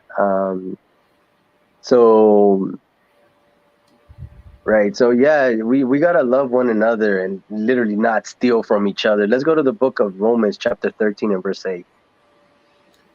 The book of Romans, chapter 13 and verse 8. Owe no man anything but to love one another, for he that loveth another hath fulfilled the law.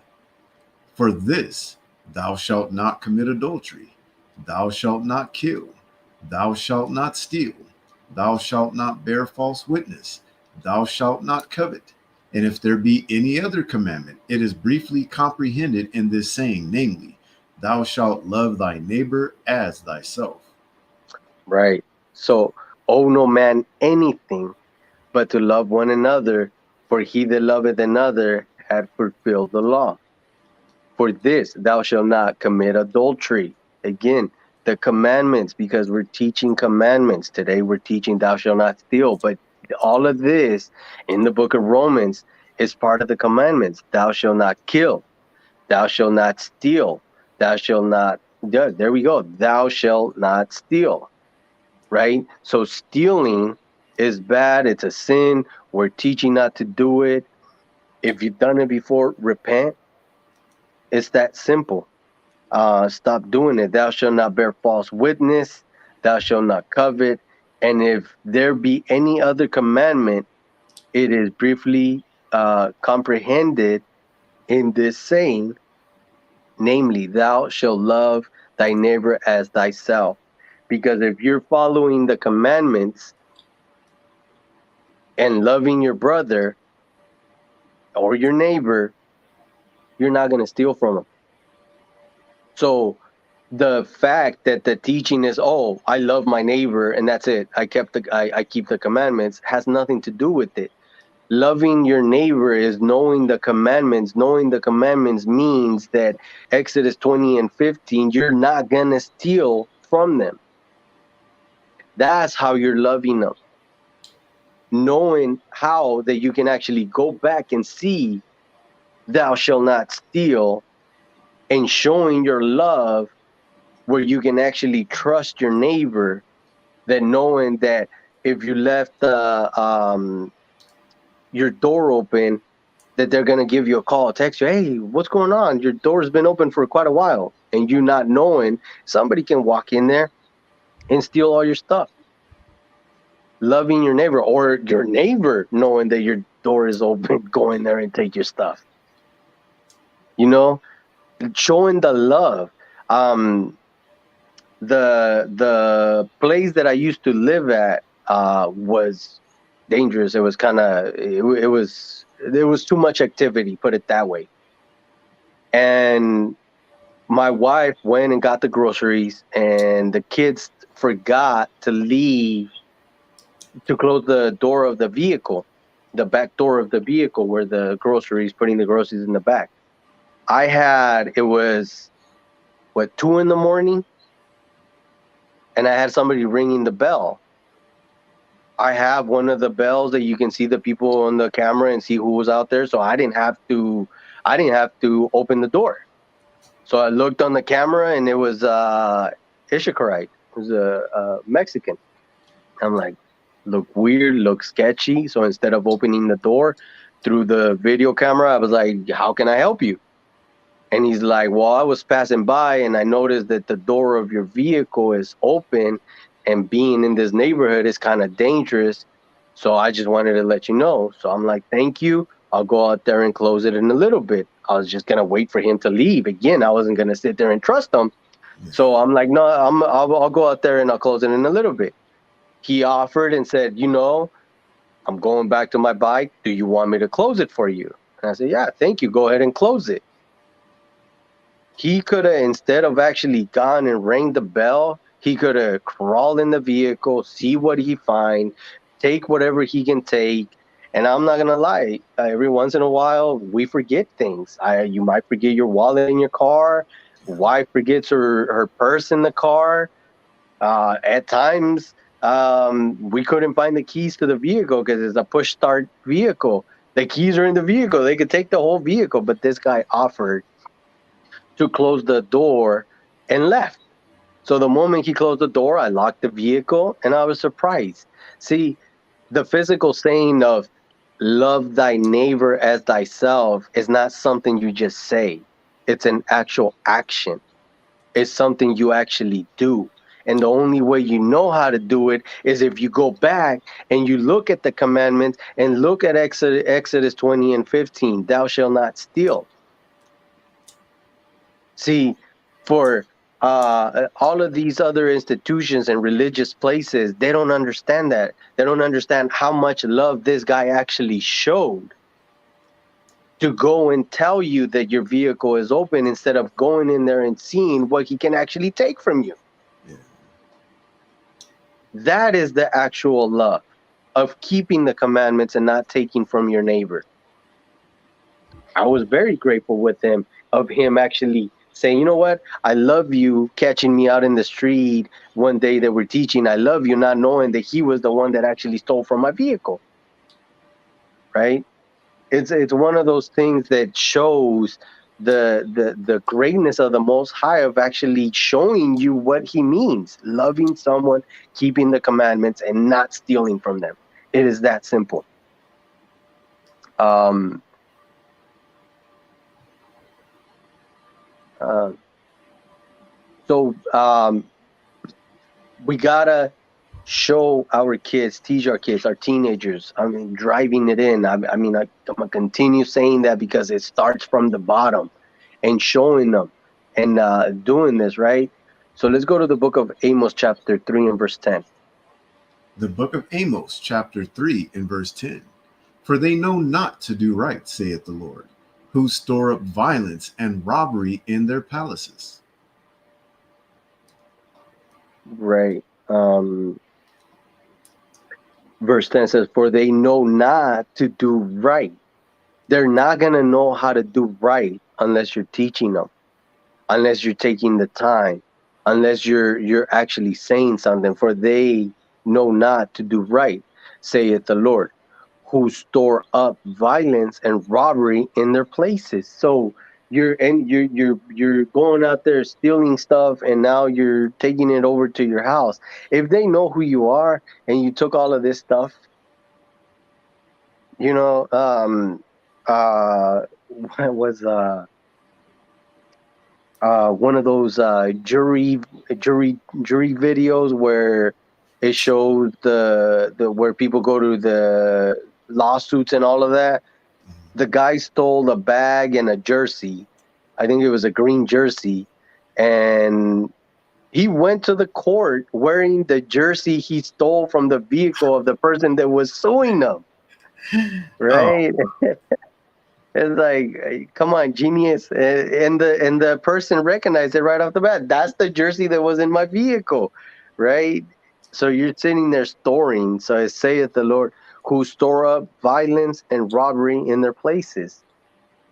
So you're going out there being violent and taking stuff and robbing all kinds of people. The physical way of the verse is you actually keeping the spoils of what you took in your house, getting caught, because you will eventually get caught. Sooner or later, it's gonna come up to the light, right? And I don't know. It's one of those things that I don't know why, but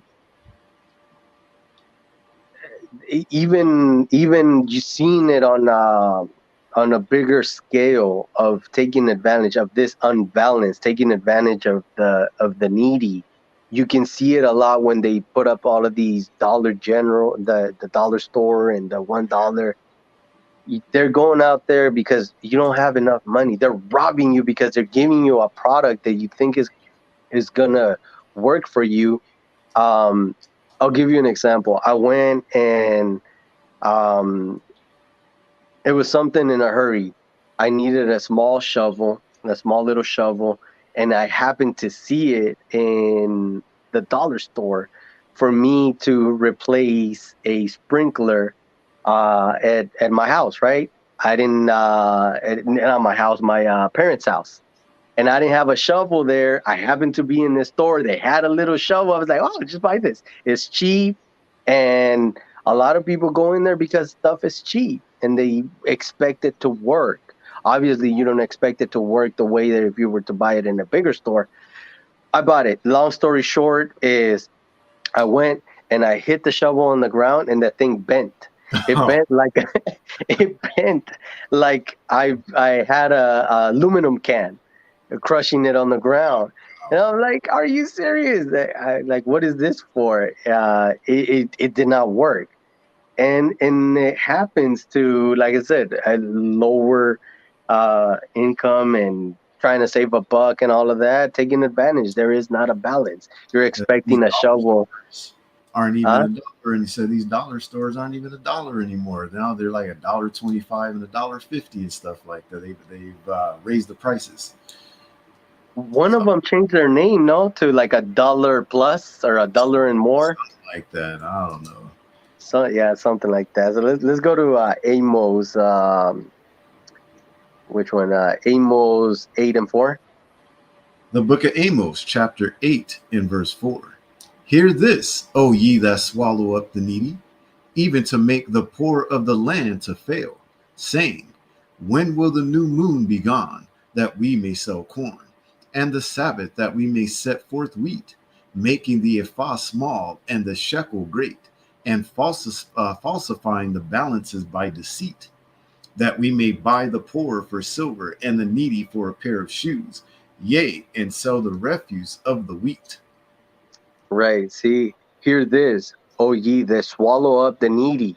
See, that's swallowing up the needy.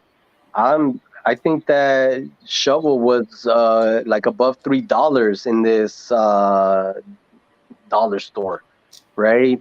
And I'm sitting there thinking that I need the shovel, right? I'm gonna have something that's gonna work, and that thing just bended like a aluminum can, right? Hear this, O ye that swallow up the needy, even to make the poor, even to make the poor of the land to fail, right? They're just setting it up to fail. They're gonna take your money, knowing that whatever they're gonna give you is not gonna benefit you. Like I said, a lemon card, knowing that they're selling you, you need the vehicle. If you don't get the vehicle, you don't work. If you don't work, you can't pay your rent. So knowing that you actually need it, right? Saying, when will the new moon be gone that we may sell corn, and the Sabbath that we may set for wheat, making the ephah small, right? um, making it where I don't know. I remember when McDonald's started making a breakfast burrito. That burrito was kind of big. It was a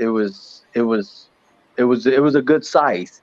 And then after it got out there, they changed it where you order it and that thing looks like a taco, but they're still charging you the same price, right? Oh, Yeah, yeah. a burrito is fat, it's chubby, you fill yourself up, but then you turn around and they cut it in half. And they try to sell you the same amount price, but now that thing looks like a small little taco. I don't know. I see it all the time. They tend to change the amount of they give you. They'll give you something where I remember even like the hamburgers used to be a lot bigger.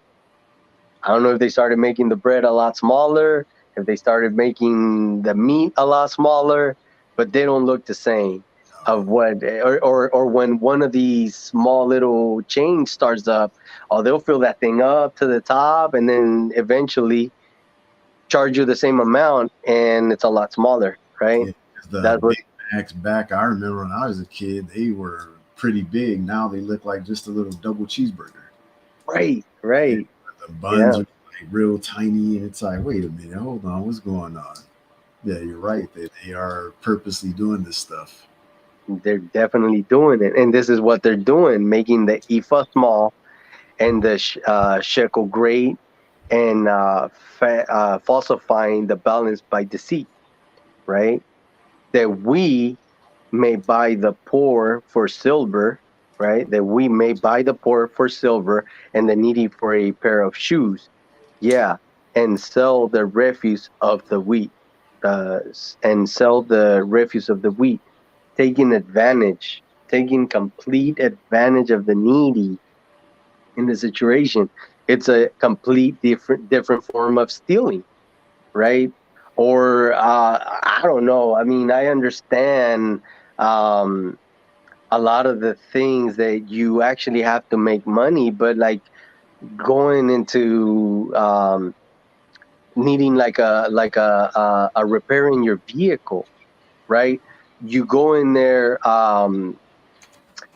This guy was kind of joking. He worked at he makes videos from a dealer.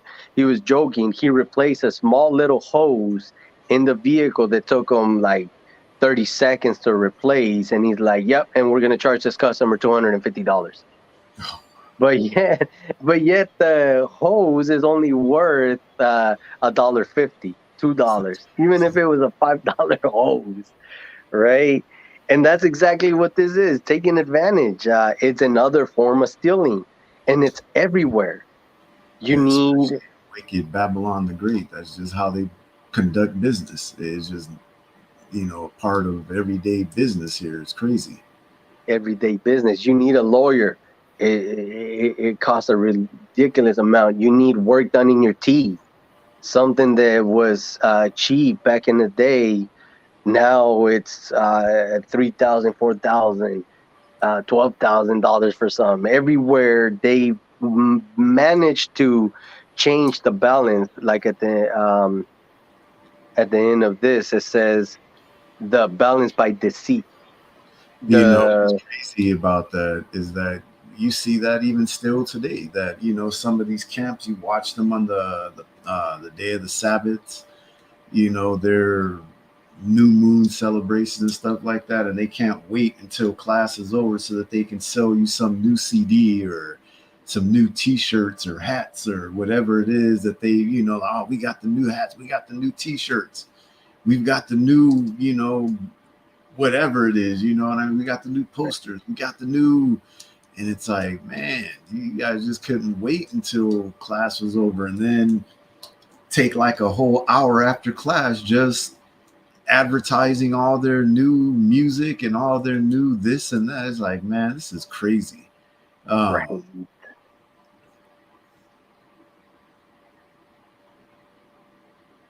yeah, it's crazy. right. See, that's what it is. They're just basically taking advantage and, like you said, waiting for the Sabbath to be over because of merchandise. That we got the new merchandise and stuff, selling everything, and uh, Patreon. I mean, if you have to have a video on Patreon, then that's a video you really don't need. You know what I mean? If it's a video that gets heated to that point, it's just not a video that you really need, especially when you're trying to actually teach the commandment. Yeah, it's I, just to make some money. Like, imagine right now we're in the midst of the teaching, and then we're like, you know what? So this class is about halfway done. If you want to get the rest of the class, you got to go watch it on Patreon right, so you can get paid. Or what's the other one we hear all the time? Yeah, if you want this information, yeah, we're gonna have that in our super special Sunday class that you got to sign up for and spend $150 on. right, It's crazy.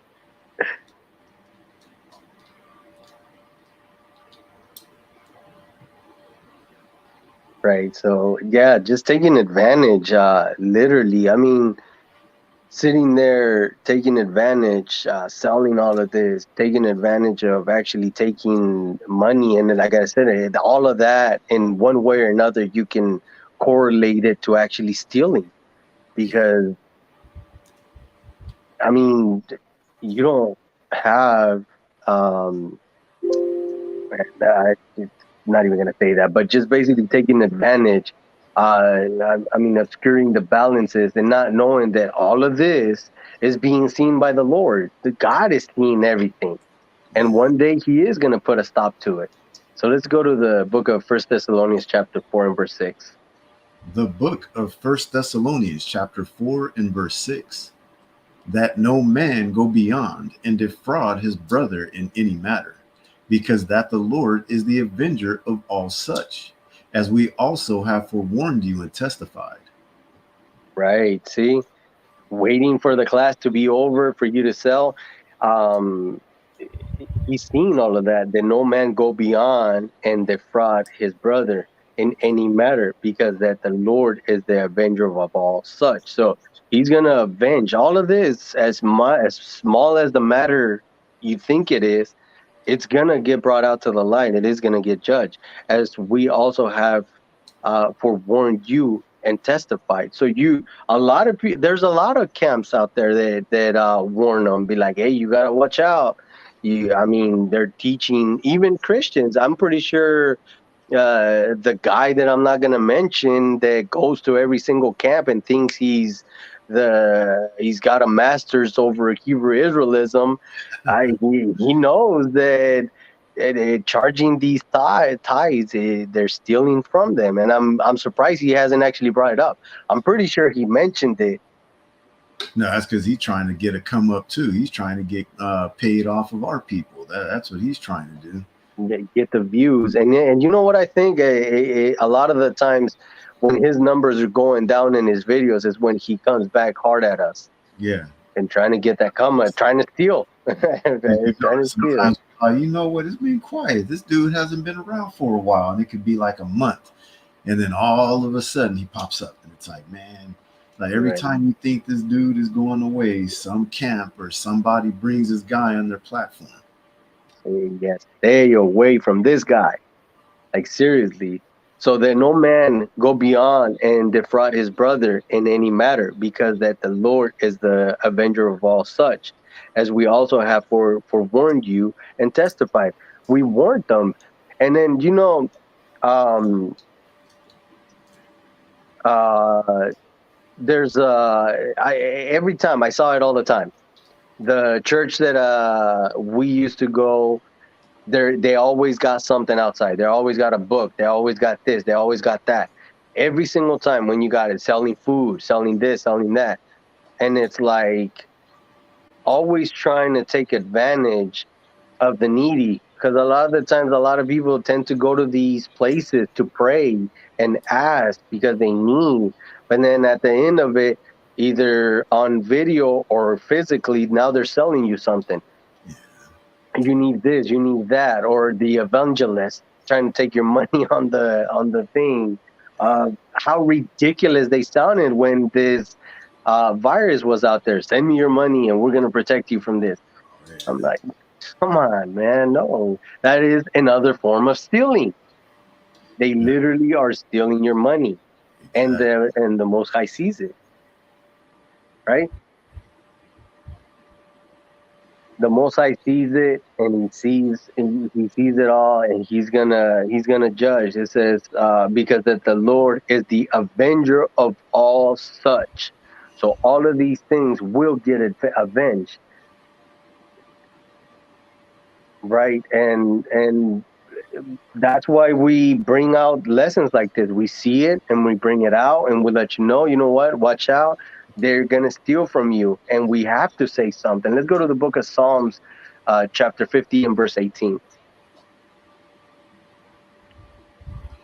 The book of Psalms, chapter 50 and verse 18. When thou sawest a thief, then thou consentedst with him, and hast been partaker with adulterers. Right. So when you see it, right, when you see this is going on, you have to let them know. You have to let it be known. Like a lot of the things that have happened in Israel, there's been videos out, even though they deny it, even though it goes a different way out, it comes out. It doesn't stay in secret. When thou sawest a thief, so if you seen this thief, you didn't say anything, then thou consentest with him. And you've seen that on some of the verses we went back, that there is a punishment, that the Most High is going to bring it out, that there is judgment according to what's being stolen. And if you see, because you see it, when thou seest a thief, then thou consentest with him. You've seen that when kidnapping happens, the Most High says that the person that stole someone or kidnapped someone, the punishment is death. Have you seen the videos where they're doing the social experiments where they'll have a random kid in the street, they're recording them, and then somebody comes by, grabs them, picks them up, takes them, puts them in the car, and there's people walking by and say nothing. No, no, I haven't seen that.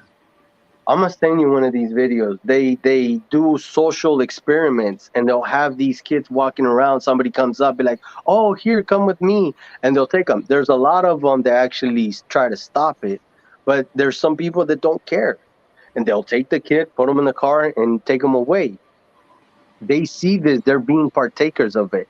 When thou sawest a thief, then thou consentest with him, and has been partakers with the adulterers. So you're being partakers. If you see somebody stealing something, you say something, you're being a sinner. You're sinning. You're breaking the commandment of thou shalt not steal, right? You're breaking that commandment because you're seeing it and not saying anything. Let's go to Proverbs 29 and 24. You The book have of to say Proverbs, something. chapter 29 and verse 24. Whoso whoso is partner with a thief hateth his own soul. He heareth cursing and bewrayeth it not. Right? Whoso is a partner with a thief hateth his own soul. So you're hating your own soul. You're hating your own salvation. You're seeing it, and a lot of the times you don't even have to um, be loud about it. Like, let's say you're in the store and you're watching this person just take all kinds of stuff and putting it in their backpack. You don't have to point them out. Hey, this guy is stealing. This guy right here is doing this. This guy don't know. Walk up to a register and be like, hey, there's a dude with a backpack. Which nowadays you see that a lot of the times they don't allow backpacks to be taken in. But even so, his pockets or whatever, you don't have to yell and point them out and make a big old scene. You can walk up to the register, be like, hey, watch the guy with the backpack. He might be stealing, and make it in secret. A lot of the times you see a crime happening in your neighborhood, you get this, snitches get stitches. But whenever the gang leader is in trouble. Hey, I've already got three. I got two strikes on my record. You don't have any strikes, and you're the new guy in the gang. You take the blame for it, so I don't get the three strikes. So now this leader is going to tell on you that you did it and lie on you, and you're going to get the punishment. So what happened to snitches get stitches? You're gonna lie on, you're gonna tell on me, so you don't get the three strikes, and I'll get one strike, so you can go in the clear. That's not true. Everybody's gonna try to save their skins, and if you see something happening in the neighborhood, again, you don't have to yell it out to the winds. You can always do it anonymous. How many times has the police department or the FBI have numbers where you can call in anonymous? You have a tip, call it in. But if you're a partaker, you hate your soul. He heareth cursing and betrayeth it not.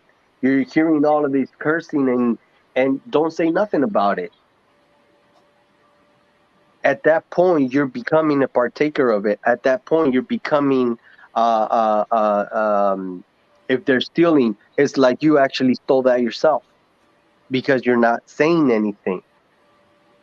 There is different ways of you actually saying it. Say that again. I was saying you're becoming an accomplice. There you go. Thank you. You are that puts it all together in a perfect little bow.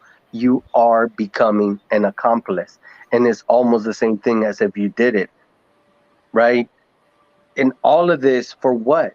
For you to be scared, for you to be ashamed, for you to be embarrassed because you're gonna get caught, or eventually you will get caught, right? So let's go to Jeremiah chapter 2 and verse 26. The book of Jeremiah, chapter 2 and verse 26. As the thief is ashamed when he is found, so is the house of Israel ashamed. They, their kings, their princes, and their priests, and their prophets. Right. So as the thief is ashamed, so you're gonna be ashamed. Wait till you get caught. Like I said, you could take a piece of gum and not get caught. Woohoo! Right? Yeah, you go up a little bit higher. You decide to steal a soda or a pop. Then you go up higher. Now you want to steal some clothes. Eventually, you're gonna get caught. As the thief is ashamed, so now you're ashamed, you're embarrassed, you have to go through this. Um, you're coming out in the news because there was a bunch of other kids, like I said, that you can search it. The teenagers that went into the mall, broke all of the glass, and stole all of this jewelry. Now they're ashamed. They got caught. But guess what? In the interrogation room, when you see the interrogation room, they're giving up the other kids. Oh, this guy was here too, and this other one was here too. See, there is no snitches get stitches when you're trying to save your own skin. That doesn't apply, right? So as the thief is ashamed when he is found, so is the house of Israel ashamed. See, the house of Israel is ashamed. And right now, being boastful and doing all of the things, you will be ashamed. Their kings, their priests and their prophets, all of them are going to be ashamed, having all of these buckets, stealing from the people, taking all of this money. We're out there teaching that the churches are taking their money when the pastors are out there on uh, BMWs and Mercedes and Rolls Royce, but we're out here at the bus station where the congregates are taking the bus, collecting money for them to be able to take a ride. Is not that far off from Israel taking the collection and the selling of the products and doing all of that. Yeah, it's such hypocrisy, man. You sit there and blast Christian pastors all day long in your congregation, in your camp group, whatever it is you want to call it, and then you're turning around and basically taking money from the people in your congregation when you know that our people are struggling. You know what I mean? It's crazy. Mm-hmm. And you're hearing all kinds of stories of how people are being hit up for money in their congregations and forced to, like knowing exactly when people get paid and, you know, where's your money? You haven't paid your tithes. Like, man, you're sounding like the Christian church. You sit there and teach against it, but then you turn around and do the same thing. You know what I mean? It's just like, come on, man, we got to stop this stuff. Right. We definitely got to stop. And there's a lot of reasons for it, but like I said, at the end, eventually you will get caught. Let's go to the book of Proverbs, chapter 6 and verse 30. The book of Proverbs, chapter 6 and verse 30. Men, do not despise a thief if he steal to satisfy his soul when he is hungry. But if he be found, he shall restore sevenfold. He shall give all the substance of his house. Right. See, men do not despise a thief if he steals to satisfy his soul when he is hungry. Being hungry brings you into a lot of, for you to do a lot of things. Having sick family members and stuff, you've heard it where they will steal some of the medicine and stuff. But if they get found, he shall restore sevenfold. Or in this case, the judge is going to put him in jail for a very, very long time. He shall give all the substance of his house, right? So this is a perfect example right here. It says, men do not despise a thief if he steals to satisfy his soul when he is hungry. So the Most High made it that when Israel had a vineyard or fruit or all of that, the outer parts of the vineyard were to be left for the poor and the hungry. But like you said, here in Babylon of America, you can have a cherry field, you can have a pear field, the apple field, walnuts. You could have um, uh, peaches, but they're all in fenced. They're all fenced in, and if they're not fenced in, you go in there and grab yourself a peach because you're hungry. Next thing you know, you're in jail.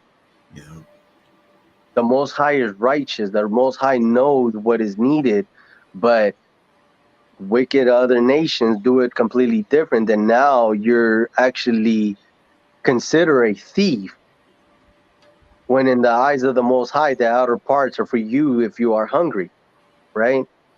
So men do not despise a thief if he steals to satisfy his soul when he is hungry. But if he be found, he shall restore sevenfold. He shall give all the substance of his house, right? So you will have to pay for it. See, it's not a habit of you stealing. It was just a situation that, you know what, I am hungry and I need to eat. I need to sustain myself. Um, but getting caught and making it a habit, that's where you're now in a sin. You're being sinful, and that you do have to restore sevenfold what you actually stole, right? So you have to restore what you stole. Let's go to Jeremiah 7 and 9. the book of Jeremiah, chapter 7 and verse 9. Will ye steal, murder, and commit adultery, and swear falsely, and burn incense unto Baal, and walk after other gods whom ye know not? Right? The question is asked, will you steal?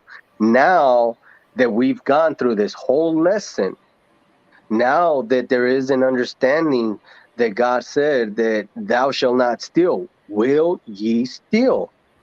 When the opportunity comes and it presents itself, are you going to have the will and the power to say, the Most High doesn't want me to steal, so I'm not going to do it?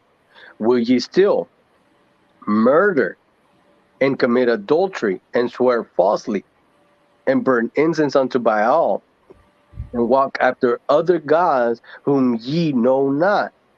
Will you do these things? In this case, we're focusing in will you steal? It is a full lesson of teaching of thou shalt not steal. Now is the time to stop. Now is the time to repent. And now the question is asked, will you steal? No, You shouldn't steal. You shouldn't do it. You shouldn't actually put yourself in that situation, right? So you shouldn't do that. Let's go to the First Peter chapter 4 and verse 15. The book of First Peter, chapter 4, and verse 15. But let none of you suffer as a murderer, or as a thief, or as an evildoer, or as a busybody in other men's matters. Right? But let none of you suffer as a murderer or as a thief. Don't suffer as that. Don't become that. Don't do it. Don't think that you're not gonna get caught and then have to pay sevenfold or pay the repercussions or be in jail for 3 months, 6 months, a year. You don't know how long they're gonna put you in there. But let none of you suffer as a murderer or as a thief or as an evildoer or as a busybody in other men's matters, right? Because you could be in a situation like, let's say, the kids that went in there to steal from that jewelry store as a busybody, right? So it says, or as a busybody in other men's matter. In other men's matter, you're sitting there seeing that they're running in. You're hearing all this racket breaking of the glass, and now you're running over there to see what's going on. I want to see what's going on. The police comes in. They're arresting some of these kids, and you're standing there. They grab you, take you with them as a busybody in other men's matter. You're sitting there being nosy. Now they took you. How are you going to prove that you weren't part of them? How are you going to prove that you weren't there to steal? You were in the middle of the crime, and now you're being taken. Now you have to prove yourself not being guilty, even though you weren't part of it. But you're a busybody. That's crazy, because when I was in high school, this right here, being in other men's matter, uh, these students wanted to fight, Oh, and they all took it outside. They ran outside, and they were getting into a brawl. So it wasn't a one and one; it was just a brawl where all of these kids wanted to fight. They were arguing about who knows what. So I'm sitting there from like far away, seeing this crowd yelling and people fighting, and my one of my friend's friend, this other guy's like, "What's going on? What's going on?" We don't know. Somebody is out there fighting. He's, "Oh, I want to see." Runs out there to see the fight, forces his way into the crowd so he'd be able to get a good seat for the fight. When he gets to the front, one of the people that were fighting turns around and punch him and knocks him out. Knocks him out. It being a busybody, being nosy out there, got him knocked out. You don't want to be a partaker of people stealing, of people doing this. You being nosy and a busybody, getting caught, and now you're trying to prove that you're not stealing. Is the situation that you're going to put yourself in. Um, don't get into that situation. Let's go to the book of Exodus, chapter 22 and verse 2. the book of Exodus, chapter 22. I'll actually start at verse 1. In verse All right. 1, if a man shall steal an ox or a sheep and kill it or sell it, he shall restore 5 oxen for an ox, and 4 sheep for a sheep. If a thief be found breaking up and be smitten that he die, there shall no blood be shed for him. If the sun be risen upon him, there shall be blood shed for him. For he should make full restitution. If he have nothing, then he shall be sold for his theft. Verse 4, if the theft be certainly found in his hand alive, whether it be ox or ass or sheep, he shall restore double. If a man shall cause a field or vineyard to be eaten, and shall put in his beast, and shall feed in another man's field, of the best of his own field, and of the best of his own vineyard shall he make restitution. If fire break out and catch in thorns, so that the stacks of corn, or the standing corn, or the field be consumed therewith, he that kindled the fire shall surely make restitution.